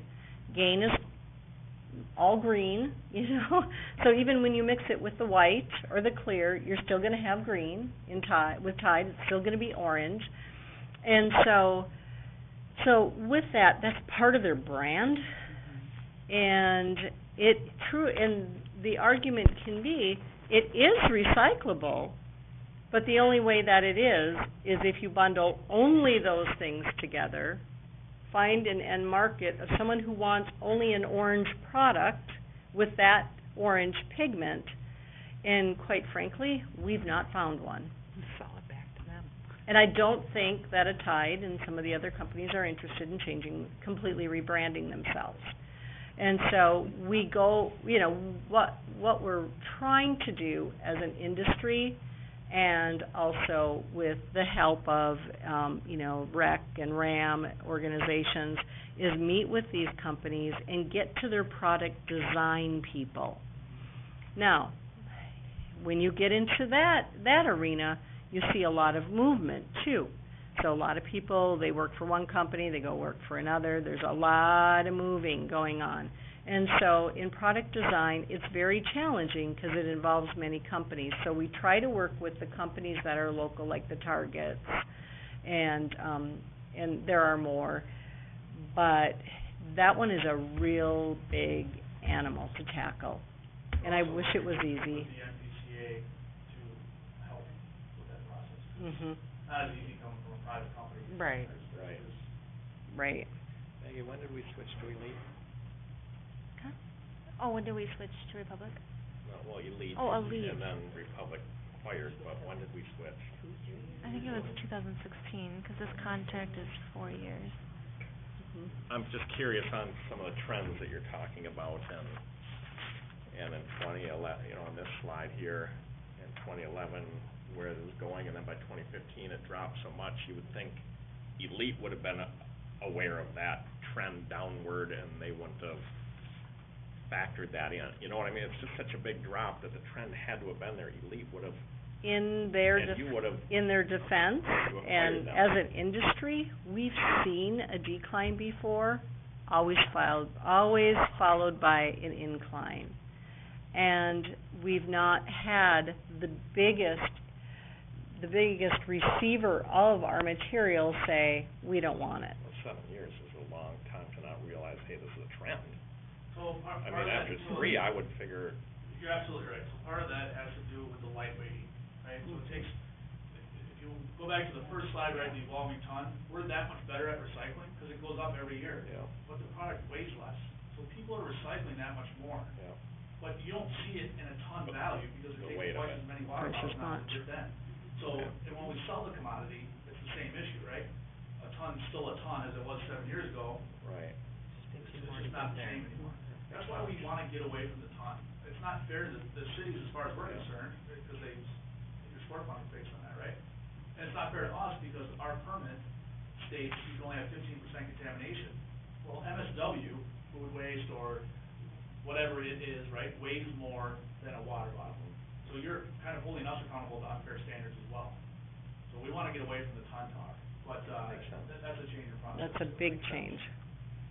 And when's our contract through with, 2020. August 31st, 2020. 2020? I guess, you know, a couple of things to take away, you know, I always like to bring to a point that recycling was built on a fallacy. And the fallacy is that recycling is worth something, right? That's what everyone believes. But do you see people stealing recycling at the curb? No. Okay, but if you have a curbside cleanup, right, Mhm. all the scrappers clean out all the scrap metal. So my point is that the MRF is what makes it into something that someone else wants to buy, right? So you have to have a MRF, right? The MRF is expensive. It's a building, it's got conveyors, it's got what we call yellow iron, right? Huge bobcats that lift the recycling, dump it on a conveyor belt, optical sorters, we have all this technology that separates the product, right? But that's more expensive than even MSW, it could be argued, right? So MSW trash, you pick it up, you drive it to the landfill, you dump the truck, and it's game over, right? You gotta roll it over it, it's done. But recycling, you have to have the building and everything else I just described. And then you're also counting on an end market user. China took 80% of the east and west coast product, right? But now they said no more. So what does that mean? Law of supply and demand. Supply's way up and demand's way low. This problem's not gonna be solved overnight. Our ask, and the reason why I love working for this company is the partnership. And we literally open up our books to you, and we show you what it costs us. Now, I would argue that I don't know a single hauler that would do that, right? This is what it costs us to process it. This is what we sold your product for, right? This is what we need to break even. We're not asking to make 15% off you, we're not asking, right, we're not asking to make all this money, right? We're simply asking to break even in the recycling market. Right. What's the trend with the other cities? Are they partnering with you on this? We are just going through completing all of our first meetings with our cities. But the honest answer is, a lot of them are not, they're not interested. A lot of them don't like the variable idea, right? Because everyone likes to know what it is. For budgeting. And we get that, and we can partner in other ways too. But the idea is that I like this idea because it brings forward our books and shows them to you. And shows you what we need to break even. Now, we could say, hey, it's gonna be X with a 5% escalator to protect ourselves, right? But that's not necessarily fair to you either if recycling bounces back. So we're opening up the books and just sharing it with you, this is what we need to break even. Should we just do away with recycling? Appreciate the transparency. You could, but then you're gonna pay, you could, but the MPCA is not gonna let you do that. They dictate what needs to be recycled, and even if Which is kind of a waste, I mean, if you guys are taking a hit on it. we are taking a hit. And having recycling is not sellable. So I agree, but. Go back to filling the landfill. Well, we need to make it sellable. Recycling's the right thing to do. It is the right thing to do, right? But not if it's not cost effective, right? I mean, people are only gonna wanna do it if it's cost effective. And that's us as a private company saying, hey, it's not sustainable that we're spending tens, hundreds of millions of dollars in the hole for recycling. So, we have to find the solution, and it's not gonna be an overnight thing, and it's not $1 here, $1 there, right? There's capital investments, there's additional labor costs, there's new technology that has to be developed. Some experts will argue that getting down to 0.5% contamination is unrealistic. So the whole idea of single stream recycling on the evolving ton, you can look when single stream was pretty much invented, it jumped up right away, right? So, when I was a kid, you had to drive 15 minutes and you had to bin, right? Green glass, brown glass, clear, and you had to go down and sort it yourself. The whole idea is we need to make it easier for people, so curbside came along. The issue is that the issue is we encourage it so much, and when in doubt, go in the recycling. Our MRFs are that good, we'll catch it, right? Well, that's not really the case. We're pulling diapers out of our stream. It gives us a 3% contamination. Diapers? We are pulling diapers out of our stream. Garden hoses, Christmas lights. Honest to God. Whatever doesn't fit in their garbage can, I'm sure goes in their recycling bin. So I'm not overly concerned with what you're asked of, $6.36 annually. Isn't a huge amount, but I don't know where I really stand. I remember back in the day. It doesn't seem fair then if we're raising that up, and it just doesn't seem fair from the bidding process that someone else isn't being able to bid on that, it's now increasing. I don't know, yeah. Well, there's a couple different things. We could amend the current contract and extend, right? And/or we could just amend, or you guys don't have to do anything. Right. But I can tell you that the contract world is going to change. We're seeing it in the marketplace already. Actually, people are fearful to jump towards recycling contracts in general, because there is such uncertainty. So. And now we're paying later. If you've increased, then it's like, it's increased without properly bidding it, seems to me, it's on the RFP, but maybe. I will be surprised. $6.36, maybe that's not a. I will be surprised, I'll tell you, before we walked in, we read the contract, we have 29 municipalities we serve, and it was hard to remember everything, right? Right. I walked in, I looked at your price, and you guys got a great price. There's, Well, there's metropolitan cities. perception, I honestly don't know think of a city offhand that pays less than you guys. So, you guys signed a great contract with the city. All right, Yeah. go ahead, Mr. Hahn, do you have a question? No, you can, go ahead and sit there. Go ahead. I guess I wanna make more like a comment about when Waste Management was doing our collection. People were kinda misled about what they did with their recycling at that time, including me. And they had different bins, but here we are washing our bottles, going in and recycle them, come to find out that it's going into the same dump as the rest of the So you're saying your recycling was, They were mixing trash and recycling. they were mixing trash and recycling? Wow. So I can tell you that We could lose our ability to do business if we did that. yeah. Well, what I'm saying is that people lost confidence in that system. Mhm. They like it. People have talked to them too, once they found that out. Yeah. So, here we are, we're cleaning our bottles up and stuff, and we're talking about contamination when it went in the same filter. I mean, actually, you're talking about it, at some point, isn't some waste used as a filler within the different levels within within the dump? They were using them for barriers. At some point. They were using the plastic for barriers, for layers. Okay. So it wound up in the same landfill as the other stuff. That's against state regulation. Yeah, Well, that was them. yeah.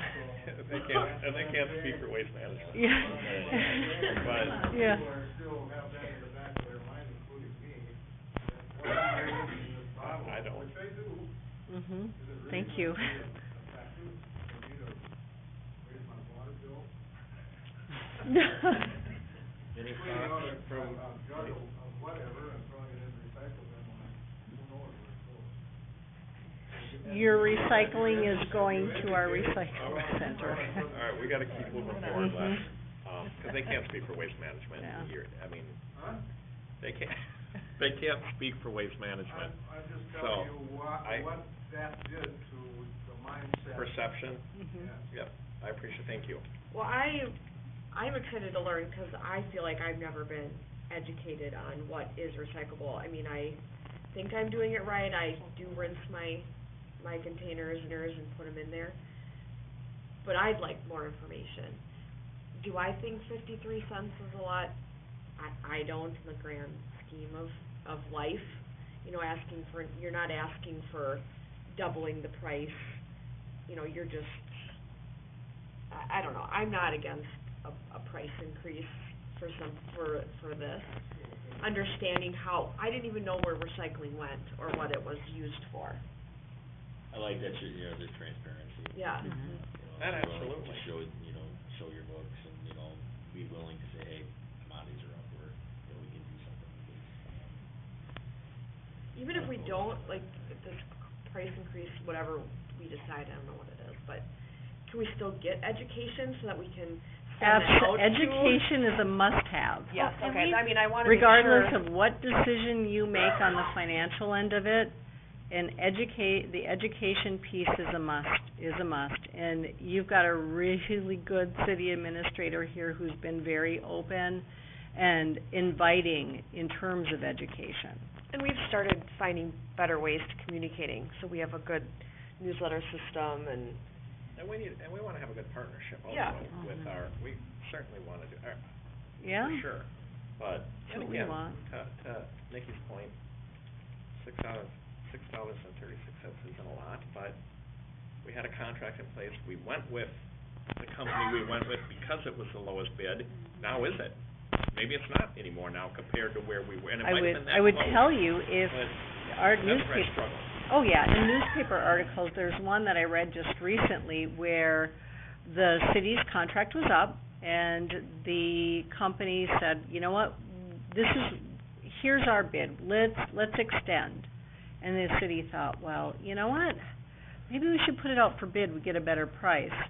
And that company, it wasn't our company, that company we ended up not bidding on that one, but that came back where then the the company, the hauler, said, you know, you might wanna think about this, 'cause you might be surprised what would come back as a bid, because I can't bid it this way, but I will extend it this way. So it went out for bid. The company that had the contract bid on it and bid more, because they needed to. And then the other bids came in, and that city ended up paying more than had they just renewed with their current company at the rates they gave them. And so that's reality, that can happen with today's market, and in this case, it did. And, you know, when I read that, I just kinda had to scratch my head and go, wow, this is a very different time we're in right now. I'll tell you, you know, I'm not, you guys' decision's your decision. We appreciate the time today. I will tell you that there's MRFs that are shutting down. When you look at companies that are based around recycling, so as a company as a whole, 2% of our revenue is recycling, only 2%. I'm not gonna tell you, you can listen to our earnings call if you like, but I'm not gonna tell you what it's costing us right now, which is a huge number. With that said, obviously we have a pretty diversified portfolio, right? We only have 2% of our total revenue in recycling. Other companies don't have that. MRFs are shutting down right now in places like Oregon for landfilling commodities.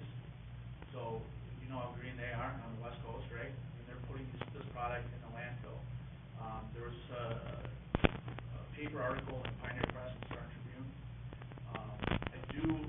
The most important part of this conversation, if we open up the dialogue, it is catastrophic where we're at right now. And, we haven't felt it so much in Minnesota because it's more of a coastal issue. It's becoming more and more of an issue locally.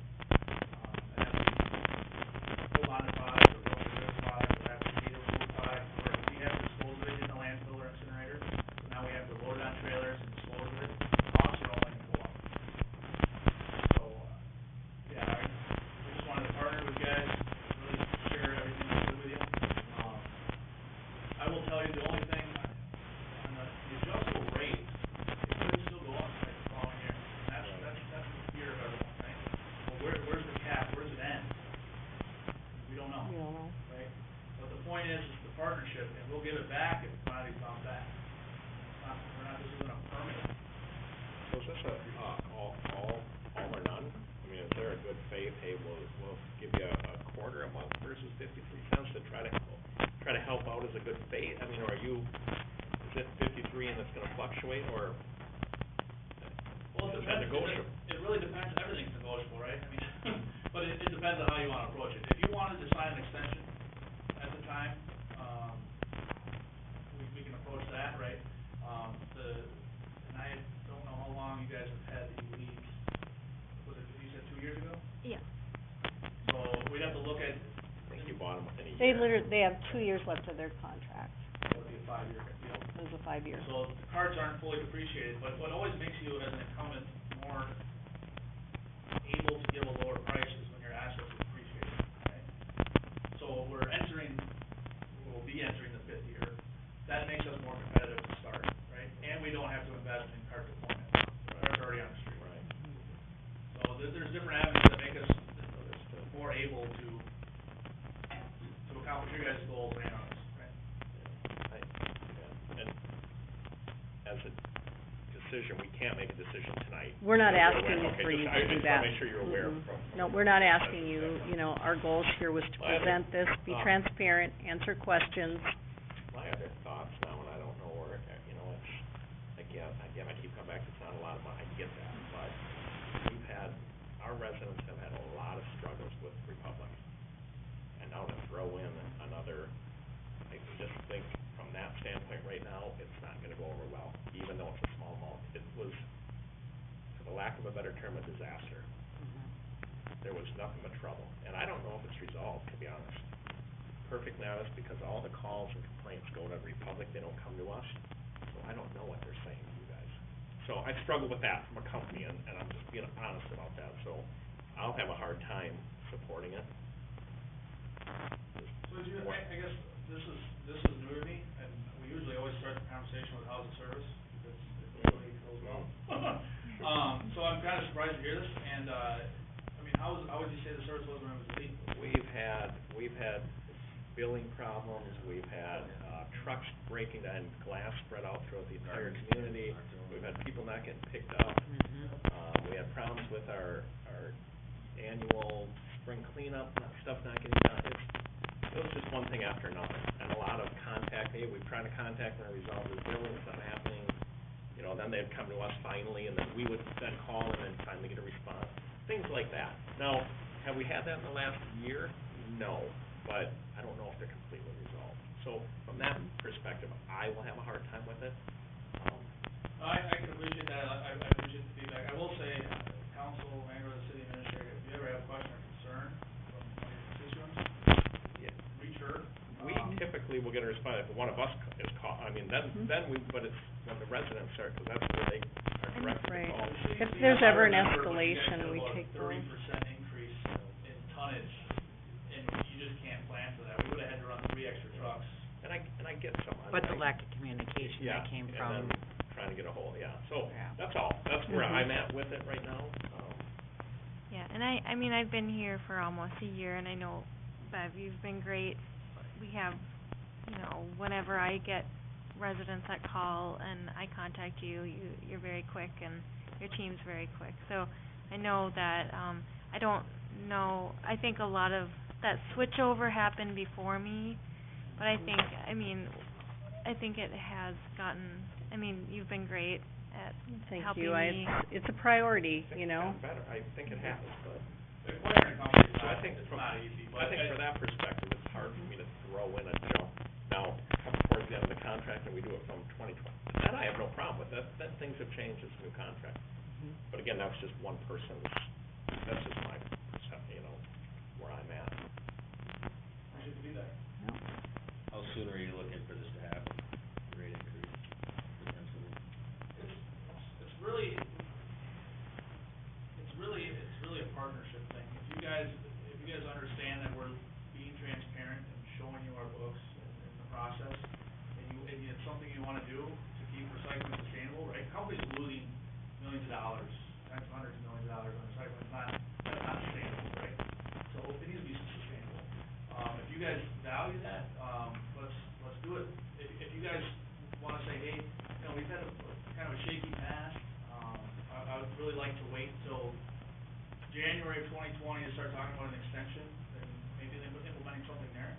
We understand that too. I mean, we just enjoy servicing your city, and we want what's best. And we also understand that you guys aren't elected to raise rates.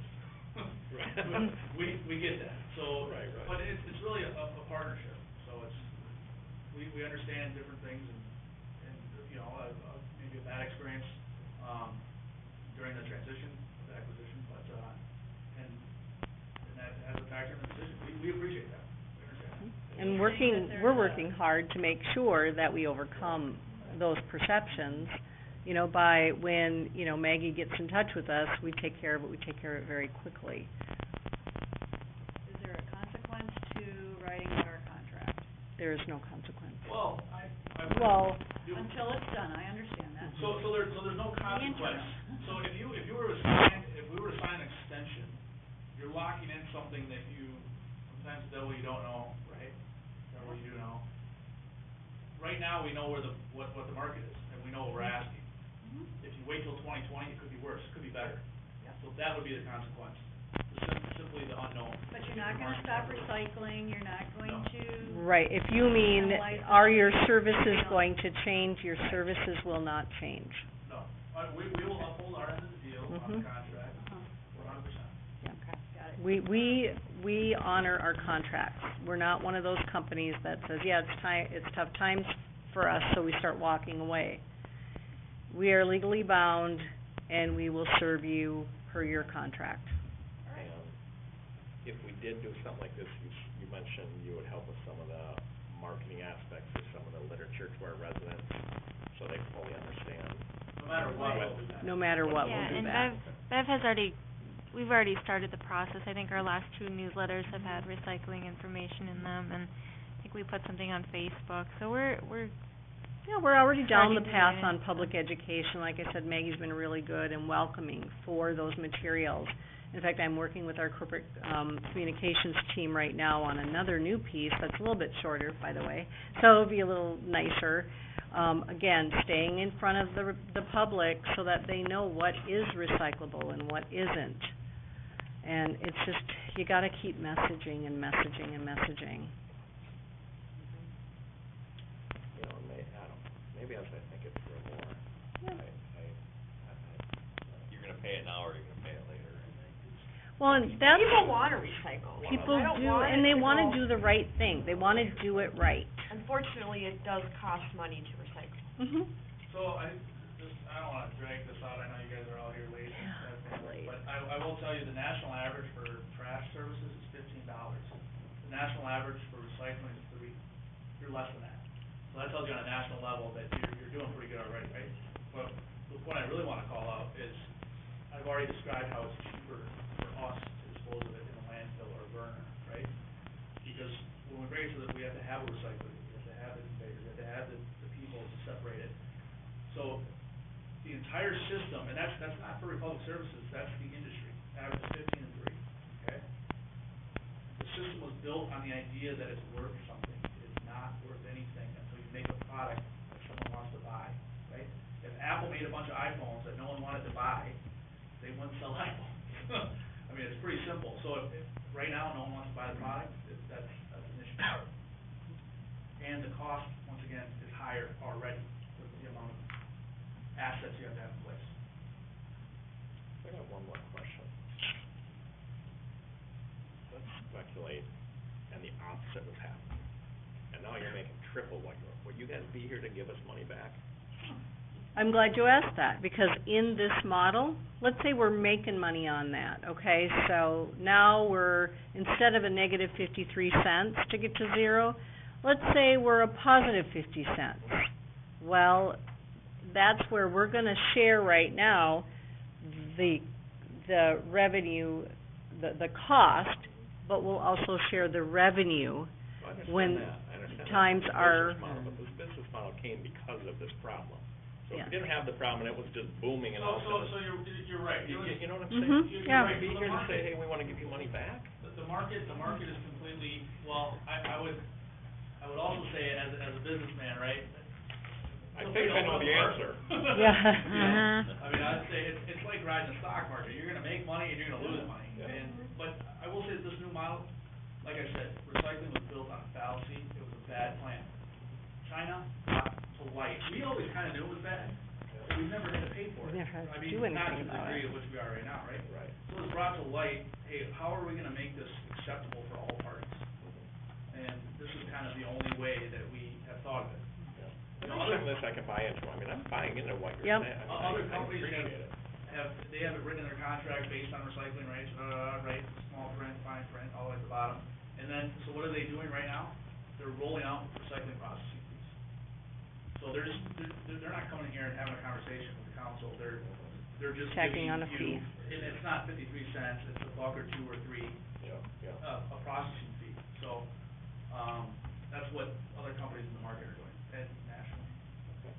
Anyone else has thoughts on where they're leaning, what their thoughts are, so we can maybe give them a little bit where they have a feel where we're going? Definitely interested in discussing it at least, and just talk to some neighbors and kind of see what everybody thinks. So would that be our next steps then, Maggie, to have another work session, discuss this again, or what do you think would be the best way to? No, I mean, what is, I would say so, probably having another work session and then maybe giving some guidance, or getting some guidance as to where you think you wanna go. Come with some decision, think through it, I mean, it's a lot to. It's a lot to take in, and that's why. Unless you do it for a living, I mean, it's in the news every day almost, but unless you do it for a living, I mean, Right. I mean, it's a lot to take in, absolutely. Go ahead, sir. Kind of looking over the whole plan system or what it's actually doing is the last thing is eliminating the bidding. Say it again? Eliminating the bidding system.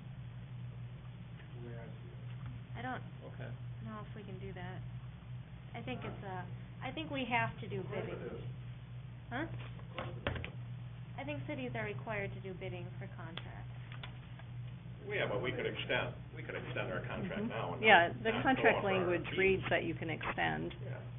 Oh, yeah, I thought So you I think meant that's what like, you're saying, right? That the comment, it's just a way to not have to stay locked in so you don't go out for RFPs. You're not giving somebody else a chance to do it. Well, yeah. I Somebody's business, I mean. Well, it's, The bidding process would be gone. In other words, you Right. would have other people coming in. oh, I misunderstood. But Not not always. during a Well, you- contract. Not always You makes would sense to at bid. the end of the contract, we're not changing the contract. Not if you keep extending it. Well, that, I will say, I agree with you, but back to the point earlier,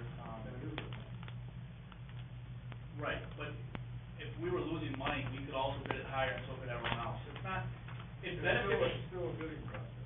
Right, but I will, like I said earlier, it benefits cities. We've been the same municipalities for tens of years, a lot of them. And the reason being is because to purchase a $330,000 garbage truck, $45 carts. well, But you pay, as a user, you end up paying for it. That's why we can offer a lower rate. Maybe the other garbage company's got all their trucks paid for. All right, You don't. point taken. Mhm. Anything else then? So should we have put this on another work session, kind of talk through it again, I'd like to. think through it? Yeah, I think we should. I mean, it's a lot of information. A lot of information, yeah. We have a lot more articles, not that you guys have a ton of spare time. If you want more, we can give you more information. I can send them to Maggie and she Yeah, can Maggie distribute and- those to you. Yeah, Mhm. Yeah. It's just good because we're in this every day. yeah, right. And so this is our world, and so I'll pass those on to her and you can read what you wish. Yeah, perfect. No, and I appreciate you guys coming in, and I'm sorry for the We long wait. appreciate your time tonight. Honestly, after your meeting, we thought you would be too tired. We do have a good partnership, and like I said, Yes. I appreciate the transparency, and, I mean, that means a lot, and that's how we operate, so it Good. says a lot, so. Okay, well, All right. thank you, everybody. Yeah, thank you. Thank you. All right, snow removal.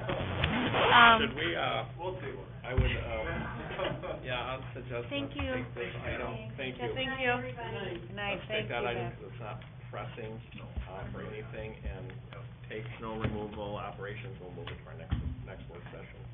I apologize for anyone who may have stayed for that, but as it got late. I did. As it got late, I mean, it's on the agenda, so unless anyone has an issue, we'll move it. No concerns? All right, we are adjourned.